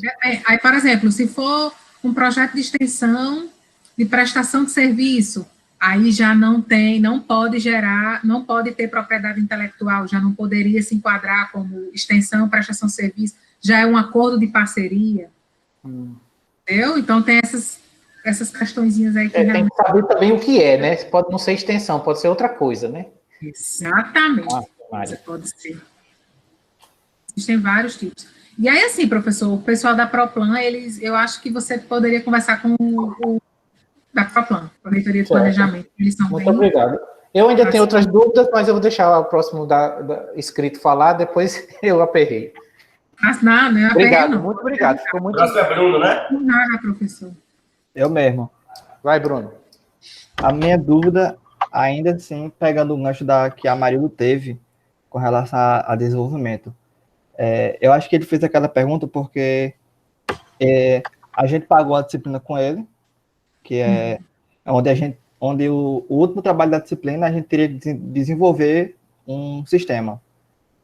Aí a gente desenvolveu esse sistema para a disciplina, o código ficou aberto no repositório, e a gente que pensou na possibilidade de tornar isso um estágio e implantar isso no caso seria na Polícia Federal, ou era na Civil, não lembro, que era um sistema de controle de armamentos para eles. Então, já que isso seria para uma instituição da nossa cidade que não ia gerar fim lucrativo, não ia gerar renda, tinha que dizer, isso fica sendo nosso, fica sendo da UFRN, fica sendo como? Fica sendo da UFRN e tem que gerar, porque se eles forem usar, a UFRN pode cobrar por esse uso, viu? Inclusive, assim, os autores ganham com isso, né? Então, vocês desenvolveram esse sistema, a Polícia Federal vai usar. Vai ter toda uma contratação e tem a cobrança pelo uso do sistema. E aquelas pessoas que desenvolveram o sistema vai receber um percentual desse valor que a Polícia Federal, porventura, repassa para a UFRN. Então, assim, existe o lado positivo por trás disso também, né? Porque vocês vocês ganharam. Se eles vão usar, vocês precisam, a instituição ganha e os autores também ganham. Como eu falei, 2/3 ficam para a instituição e 1/3 fica para os autores. Registrar, fazer toda essa formalização na instituição, tá certo? E a gente já tem projetos aí que eles usam ativos nossos, desenvolvem conjuntamente, pode ter até o desenvolvimento conjunto também. E entendi. E a minha outra dúvida não é tão na área de software, mas, certo, eu desenvolvo identidade visual para outras pessoas, para empresas, até para outros programadores. E, então, essa marca, quando ele vai registrar, fica sendo titularidade dele e autoria minha, ou titularidade minha e autoria dele? Essa pergunta é muito interessante. E já que foi ele que me contratou para desenvolver essa identidade visual. Vamos lá. É uma pergunta extremamente interessante. E, assim, direitos autorais é como eu sempre falo, até para a questão das agências de publicidade, se alguém aqui cria campanhas publicitárias, menina, olha, tá ainda assim, você tá bonito hoje aqui. Mas eu tô adorando, porque eu adoro falar sobre isso, então pode perguntar. Mas, por exemplo, Rochelle, eu desenvolvo campanhas publicitárias, eu desenvolvo marcas, logotipos de marcas. Aí, vamos lá. Exatamente o caso esse. Geralmente, o que é que acontece? Aqui, infelizmente, a gente não tem o hábito de fazer contratos escritos. Isso é um problema, tá? Por quê? Contrato, gente, é extremamente importante, porque ali fica definido tudo entre as partes. Então, vamos lá, você desenvolveu esse logotipo. Direito autoral é seu. Você criou aquela obra. É criação sua, é direito autoral seu. Você criou. Quem tem que se preocupar é o seu cliente de pedir um contrato, você cedendo para ele os direitos autorais patrimoniais daquela obra. Então, como é seu nome? Bruno. Eu lhe contratei, Bruno, para fazer o logotipo da minha marca. Eu, como advogada que sei de PI, eu vou chegar e vou dizer, Bruno, cadê o contrato? Por favor, Bruno, faça a cessão dos direitos autorais patrimoniais para mim. O direito autoral moral, como eu falei na explicação, vai ser sempre. Você sempre vai poder botar no seu portfólio que foi você que fez aquela marca. Então, se amanhã a minha marca vale milhões, você tem todo o direito de chegar e dizer, olha aqui, no seu site, enfim, fui eu que criei essa marca. Você tem todo o direito, porque direito autoral moral, ele é seu sempre. Ninguém tira isso de você. Agora, o direito autoral patrimonial é que você cede. Então, assim, ele lhe pagou, foi uma encomenda. Você sabe que a marca é dele. Ele vai registrar no INPI e a titularidade vai ser da empresa dele. Mas é importante essa questão dos direitos autorais, morais e patrimoniais. Você saber que você sempre vai ser o autor, certo? Mas que, em tese, como ele lhe pagou, a questão patrimonial é do seu cliente, né? Ele pagou para você desenvolver aquela marca, tá? Em tese, seria extremamente importante isso estar no contrato. Certo? Isso. A titularidade é dele. Ele vai registrar no INPI. O INPI não vai perguntar quem criou a marca, não, tá? Ele não vai perguntar, ele vai só perguntar de quem é a marca. A titularidade, CNPJ ou a pessoa física. Uhum. Isso eu sendo freelancer. Isso eu sendo freelancer. Se eu trabalhar para uma agência, aí é que nem aquela questão do contratado para desenvolver. Fica sendo da empresa. Ou não? Assim, não. Em tese, quando você está na agência, é extremamente importante que a sua agência, ela, no seu contrato de trabalho, ela coloque uma cláusula dizendo que tudo, fazendo a cessão dos direitos patrimoniais das obras que você criar. Então, se não tiver cessão e pode eventualmente uma marca valer muito e foi eu que desenvolvi, eu posso questionar. Pode questionar. Você pode questionar. Deve, né? Aí, assim, ele vai ter momento para o lado dele também. Recentemente, veio uma situação exatamente de agência de publicidade que desenvolveu toda uma campanha publicitária e não estava querendo, eles iam mudar de agência e eles não estavam, o cliente ia mudar de agência e a agência não estava querendo liberar os materiais. E aí, no primeiro momento, quando me consultaram, eu falei, não, mas ele pagou para você, foi por encomenda. Ele pagou para você. Só que aí eu descobri que tem uma lei específica da publicidade e que, por mais que tenha pago, se não houve a cessão, porque direito autoral, a cessão precisa ser expressa. Então, se não houve essa cessão expressa, é complicado. Pode dar pano para as mangas. Aí vai uma discussão judicial, né? Aí o juiz ele pode entender de qualquer forma. Ah, não, mas ele pagou. Eu já vi decisão para os dois lados. Ah, não, mas ele pagou por isso. Não, mas não tinha expressamente. Aí, amigo, é pano para as mangas. Então, é o seguinte, contrato sempre. Sempre ter essas previsões no contrato de cessão de propriedade, de direitos autorais patrimoniais. É extremamente importante. Tá? Sempre. Entendi. Obrigado. De Flávio, nada. tem lista de inscrição ainda? Depois de mim não vi mais ninguém, então é quem pegar a vez aí. Tem duas questões rapidinhas aqui. Carliane pergunta se precisa programas e aplicativos desenvolvidos em projeto de extensão. Precisa registrar? Se gera renda para o UFRN, por exemplo? Sim, se teve a participação da UFRN, sim. Uhum. Vou aproveitar. E a empresa Júnior, também o pessoal perguntando aqui sobre a empresa Júnior. A empresa Júnior tem um regulamento próprio, né?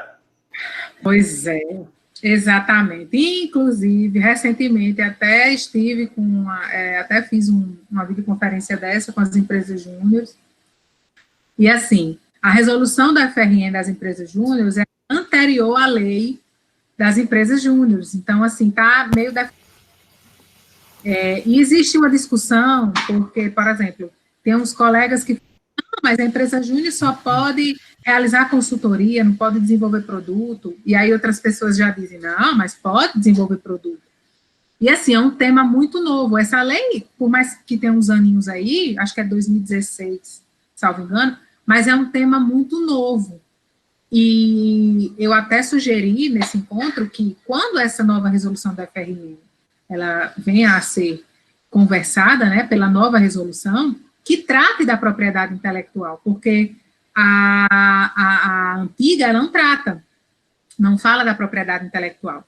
Mas, em tese, certo? Levando pelo caminho de que, e foi até uma discussão que a gente levou lá nesse encontro, é que, vamos lá, a empresa júnior é formada, ela não tem, a gestão dela é totalmente independente, ela tem CNPJ próprio, então, por exemplo, a marca da empresa júnior, ela pode registrar por si só. Só que, com relação a, por exemplo, patente ou a um software, você veja que existe um professor tutor por trás da empresa júnior, existem alunos de graduação. Então, é algo que a gente ainda vai ter que chegar no denominador comum.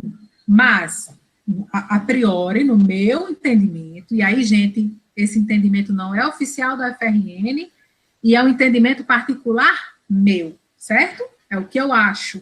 Até porque a gente está no campo, infelizmente, com relação à empresa júnior, a gente está transitando nesse campo aí, do que eu acho.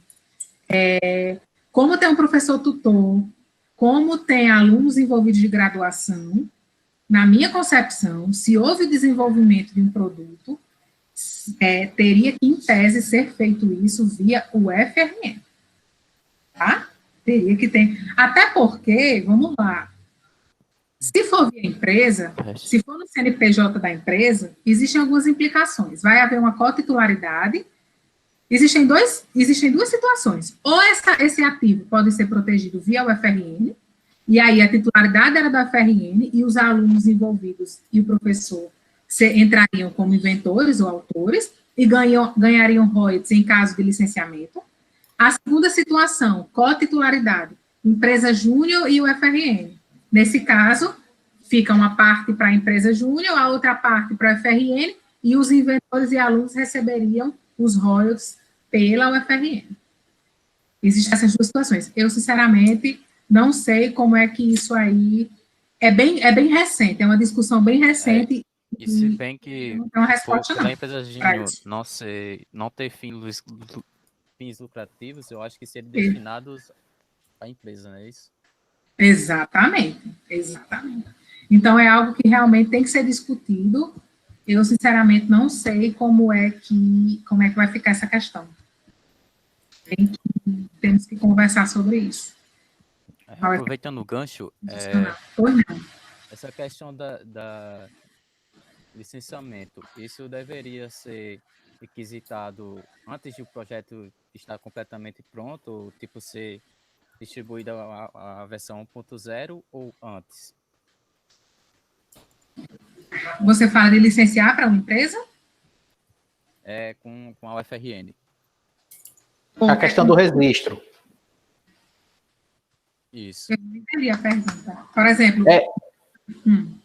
A pergunta, deixa eu ver se eu consigo. A pergunta é: eu preciso registrar, solicitar o registro do software, ele ainda é em desenvolvimento, eu ainda não terminei a versão 1.0. Aí eu estou desenvolvendo, já estou atuando e criando funcionalidades, depois vou criar um site. Aí eu já dou início ou eu espero chegar a concluir a versão 1.0? O ideal é pelo menos o mais completinho possível, né? O mais completo a versão 1.0, até para você já proteger ali aquelas funcionalidades, mas porque também inicial demais, o código, você vai ficar ainda muito... Fazer um monte de registro. Então, assim, faz um primeiro registro de algo mais completinho, não precisa também, eu sei que o software é muito dinâmico, ele vai avançando, vai criando outras funcionalidades, mas assim, quanto mais funcionalidades você já faz registro ali, né, você evita ter que ficar fazendo outro registro. E por isso que eu não entendo porque é que se utiliza o hash, né, que você falou, e não o repositório do projeto, do projeto original, por exemplo. Você está falando com relação ao registro? Na verdade, esse resumo hash, ele é, eu digo assim, bem a grosso modo, é tipo a digital do código-fonte, né? Porque você gera o hash a partir do código-fonte. Então, assim, a gente não junta mais o código-fonte no INPI, até porque o código-fonte é sigiloso. Então, a gente junta só esse hash, por quê? Foi para uma disputa judicial. Sempre aquele seu código, sempre para aquele seu código, naquele determinado hash que a gente utilizou lá, e aí a gente especifica, acho que o que a gente usa geralmente na agência é o SHA-512, alguma coisa assim. Então, no SHA-512, aquele hash, para aquele código, sempre vai gerar aquele hash. Então, na disputa judicial, que estão brigando aí, que ele roubou meu código, não roubou. Aí o juiz vai dizer, tá, tragam os códigos. Aí a gente vai trazer o código. E aí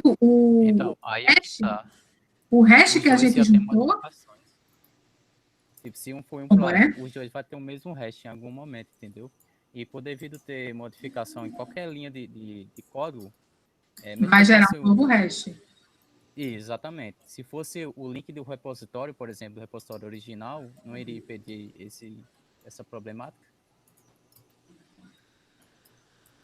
Olha, aí, essas questões técnicas aí eu não sei, mas, por exemplo, se você parar para pensar, porque assim, se você muda, eu registrei no INPI o código tal, que eu juntei aquele hash, certo? Então, se eu mudo, como você falou, se eu mudar qualquer linha do código, vai gerar um novo hash. Só que eu preciso juntar o código, o juiz ele vai analisar código, ele vai ver a questão de similaridade de códigos. O hash é uma forma que o INPI achou para se certificar de que, quando você for apresentar aquela prova judicial, você não alterou nenhuma linha do código-fonte. Porque se você alterar, o hash não vai ser o mesmo. Tá entendendo o que eu tô falando? Mas aí, se a situação ocorrer depois e ele tiver atualizado, sempre ele vai ter que atualizar e gerar um hash, atualizar e gerar um hash. Exatamente. Outro e hash. Registrar aquele hash. E registrar. Exatamente o hash. Então, se o problema ocorrer, assim, eventualmente ocorrer, hipoteticamente falando, depois que eu registrei, depois da última vez que eu registrei, eu alterei uma funcionalidade e aí ocorreu esse problema no judicial. E aí eu vou apresentar o código atual. Antigo. Vai dar o hash. Antigo. Ou vai no o antigo que tem hash registrado. Exatamente. Que você está falando que ele copiou. resolveria com o link do repositório oficial, já que nunca vai mudar. Rachel, João, peraí, Flávio, você não perde o gancho. João, só voltando na tua pergunta em si, né, que foi de registrar antes ou depois do projeto pronto. Nesse ponto aí, eu vejo que a gente, como programador, tem que se proteger por si mesmo, né?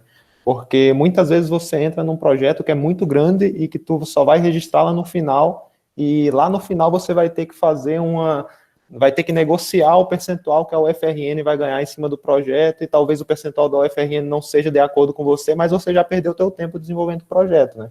Então, se for grátis, tem que ter... se for grátis, aí... Se for grátis, e você eventualmente sair, e aquele projeto vingar, você já saiu, mas aí como é que você vai provar que você realmente... Exatamente. Mas você entra como autor. As pessoas vão colocar você, se você ajudou no desenvolvimento, você vai entrar como autor do registro. O que é bom fazer é que muitos não fazem, fazer um projeto antes de começar a desenvolver, né? Muita gente gosta muito de ir logo para o código, eu mesmo gosto muito de ir para o código, mas para se proteger judicialmente é melhor desenhar o teu projeto fora do código antes de colocar a mão na massa, porque a nossa real propriedade intelectual é no código, né?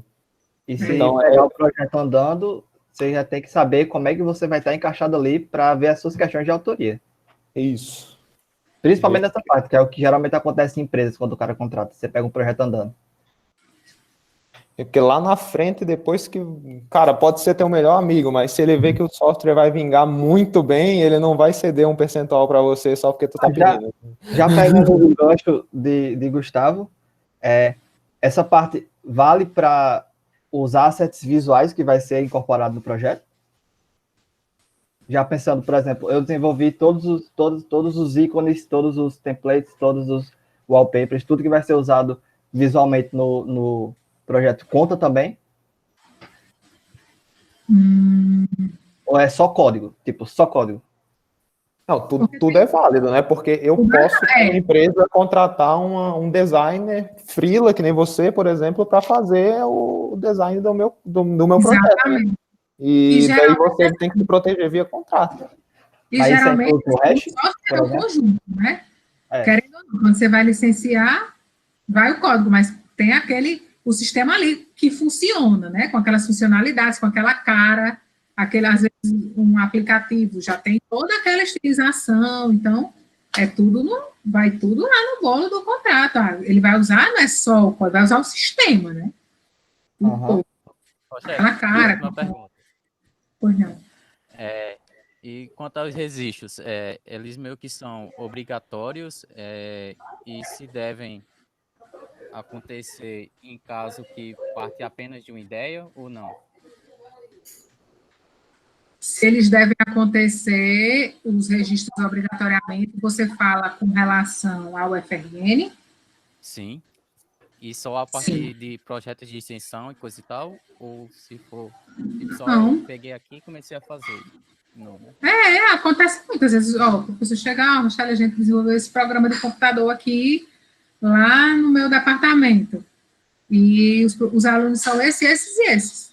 Pronto. A gente vai lá e vai fazer o registro do software. A partir do momento que você já usa as dependências da faculdade, tipo, eu sou alocado no laboratório e no meu tempo livre, naquele laboratório, eu desenvolvo alguma coisa. Pode não ter nada a ver com a minha área do TCC, por exemplo, mas eu estou no laboratório. Exatamente. Sem a estrutura, você não tinha feito. Certo. Aí já conta os royalties para o UFRN, no caso.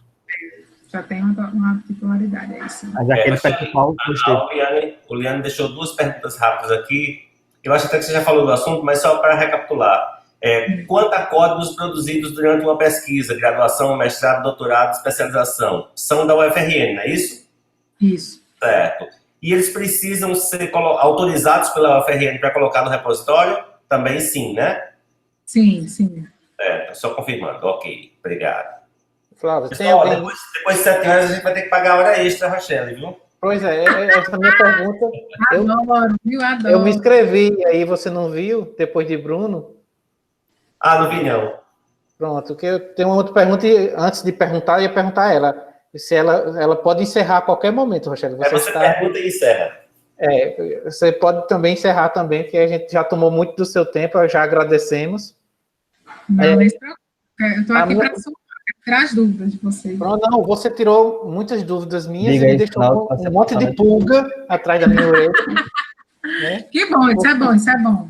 Porque aí a pergunta final é o resumo de tudo. Eu entendi que os projetos de extensão, eu vou ter que investigar melhor que tipo de projeto é, para saber para onde encaminhar, né? Mas o do TCC da minha ex-aluna, né? Eu já vou mandar ela fechar o repositório para poder a gente fazer o processo de registro, mesmo sendo uma versão pequena, simples, tem uma versão, então dá para chamar ela de 0.5 ou 0.8, né? Não é 1.0, mas a gente tenta fechar uma 1.0 para isso. A minha pergunta é a seguinte, né? Que quando você fala que o professor pode desenvolver uma coisa à parte, né, do serviço dele, digamos, alguém do direito, da biologia, é fácil de dizer que é à parte, porque ele está fazendo uma coisa diferente. Agora, eu sou professor de engenharia de software. Não. Entendeu? Amigo, você está preso de todo lado se você desenvolver software. Pois é. Porque assim, eu estou com ideias de softwares, né, que eu fiz no meu tempo livre, né? Eu fiz no meu tempo livre, mas ele pode ser totalmente aplicado ao ensino, né? Então, eu tenho que registrar esse software também. Não é isso? Se você quiser... É aquela história, você não é obrigado. Não, mas... pela UFRN eu sou obrigado, é isso que eu quero dizer. Não, entenda. Se você... Porque assim, você pode... Vamos lá, você desenvolveu o software... Rochelle, eu quero botar para frente esse software. Eu quero oferecer para outras empresas, para que a UFRN ganhe royalties, eu também. Aí sim.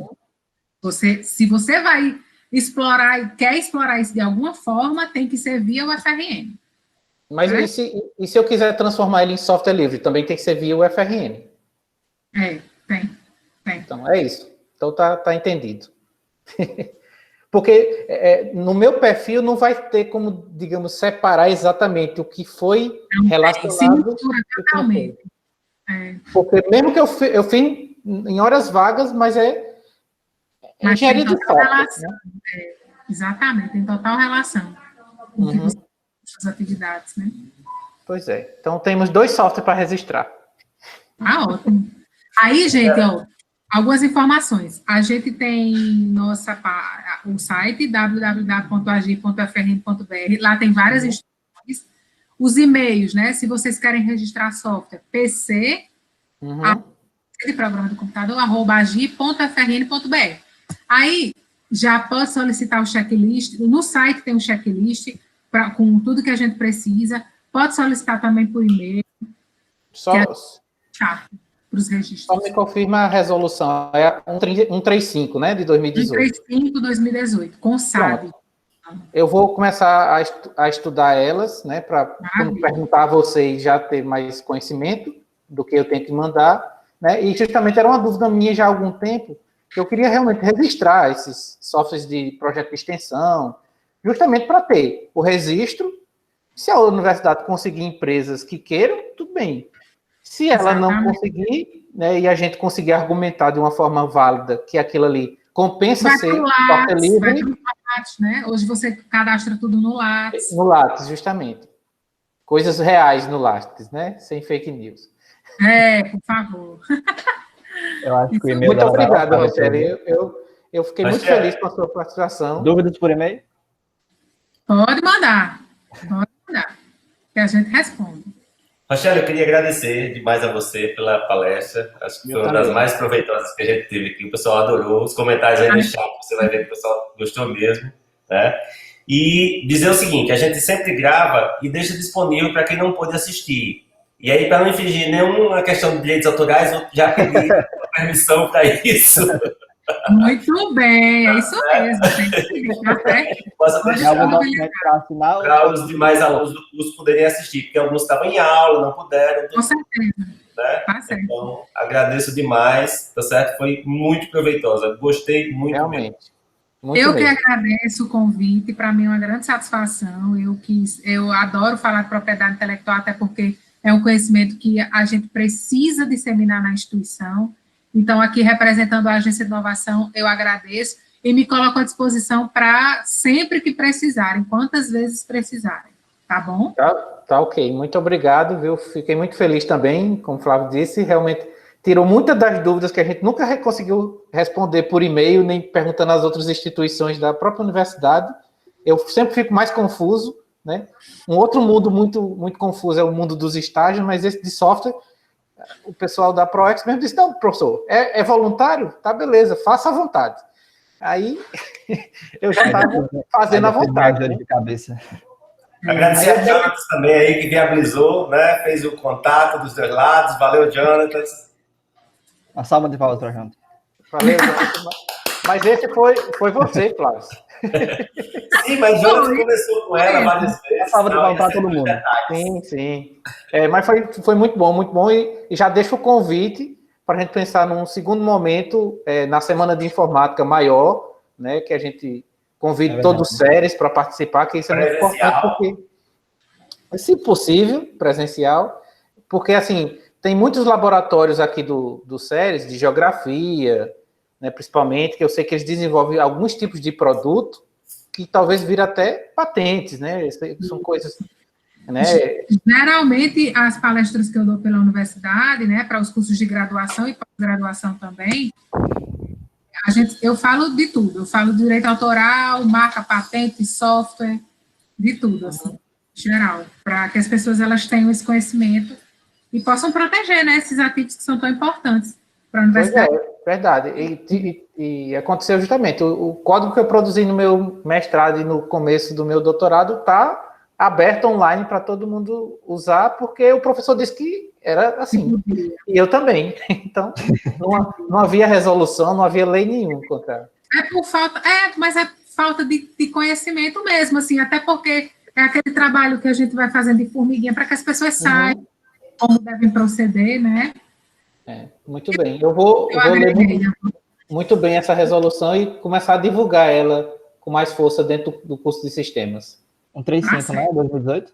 Isso, exatamente. 135 2018 do CONSAD. Está anotado aqui. Muito obrigado, Rochelle, pela presença. O print com as câmeras, que os meninos querem bater foto.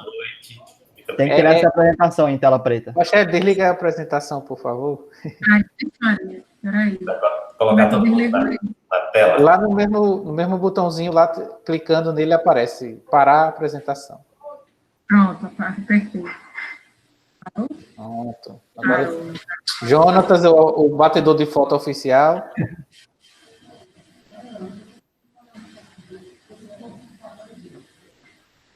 Altos prints aqui. Ajeita aí, André. Menino.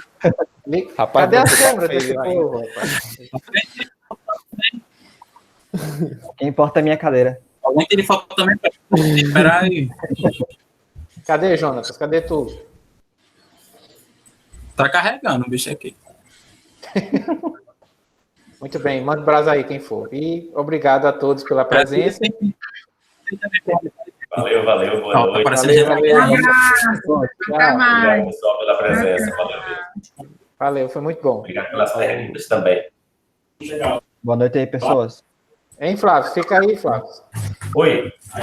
Quem está gravando, desliga aí a gravação, que eu quero falar com o Flávio. Não sou eu, não. Eu acho que é Jonas. Sou eu. Pronto, pode terminar a... Pode encerrar. Pode encerrar a Quando gravação. o computador responder aqui, Mas o que eu ia falar é isso. Temos muita coisa para organizar, né, Flávio? Então, no Labicam e Labens. Conseguiu encerrar aí, Jonas? tá encerrando agora. Ele tá carregando o... Interrompendo a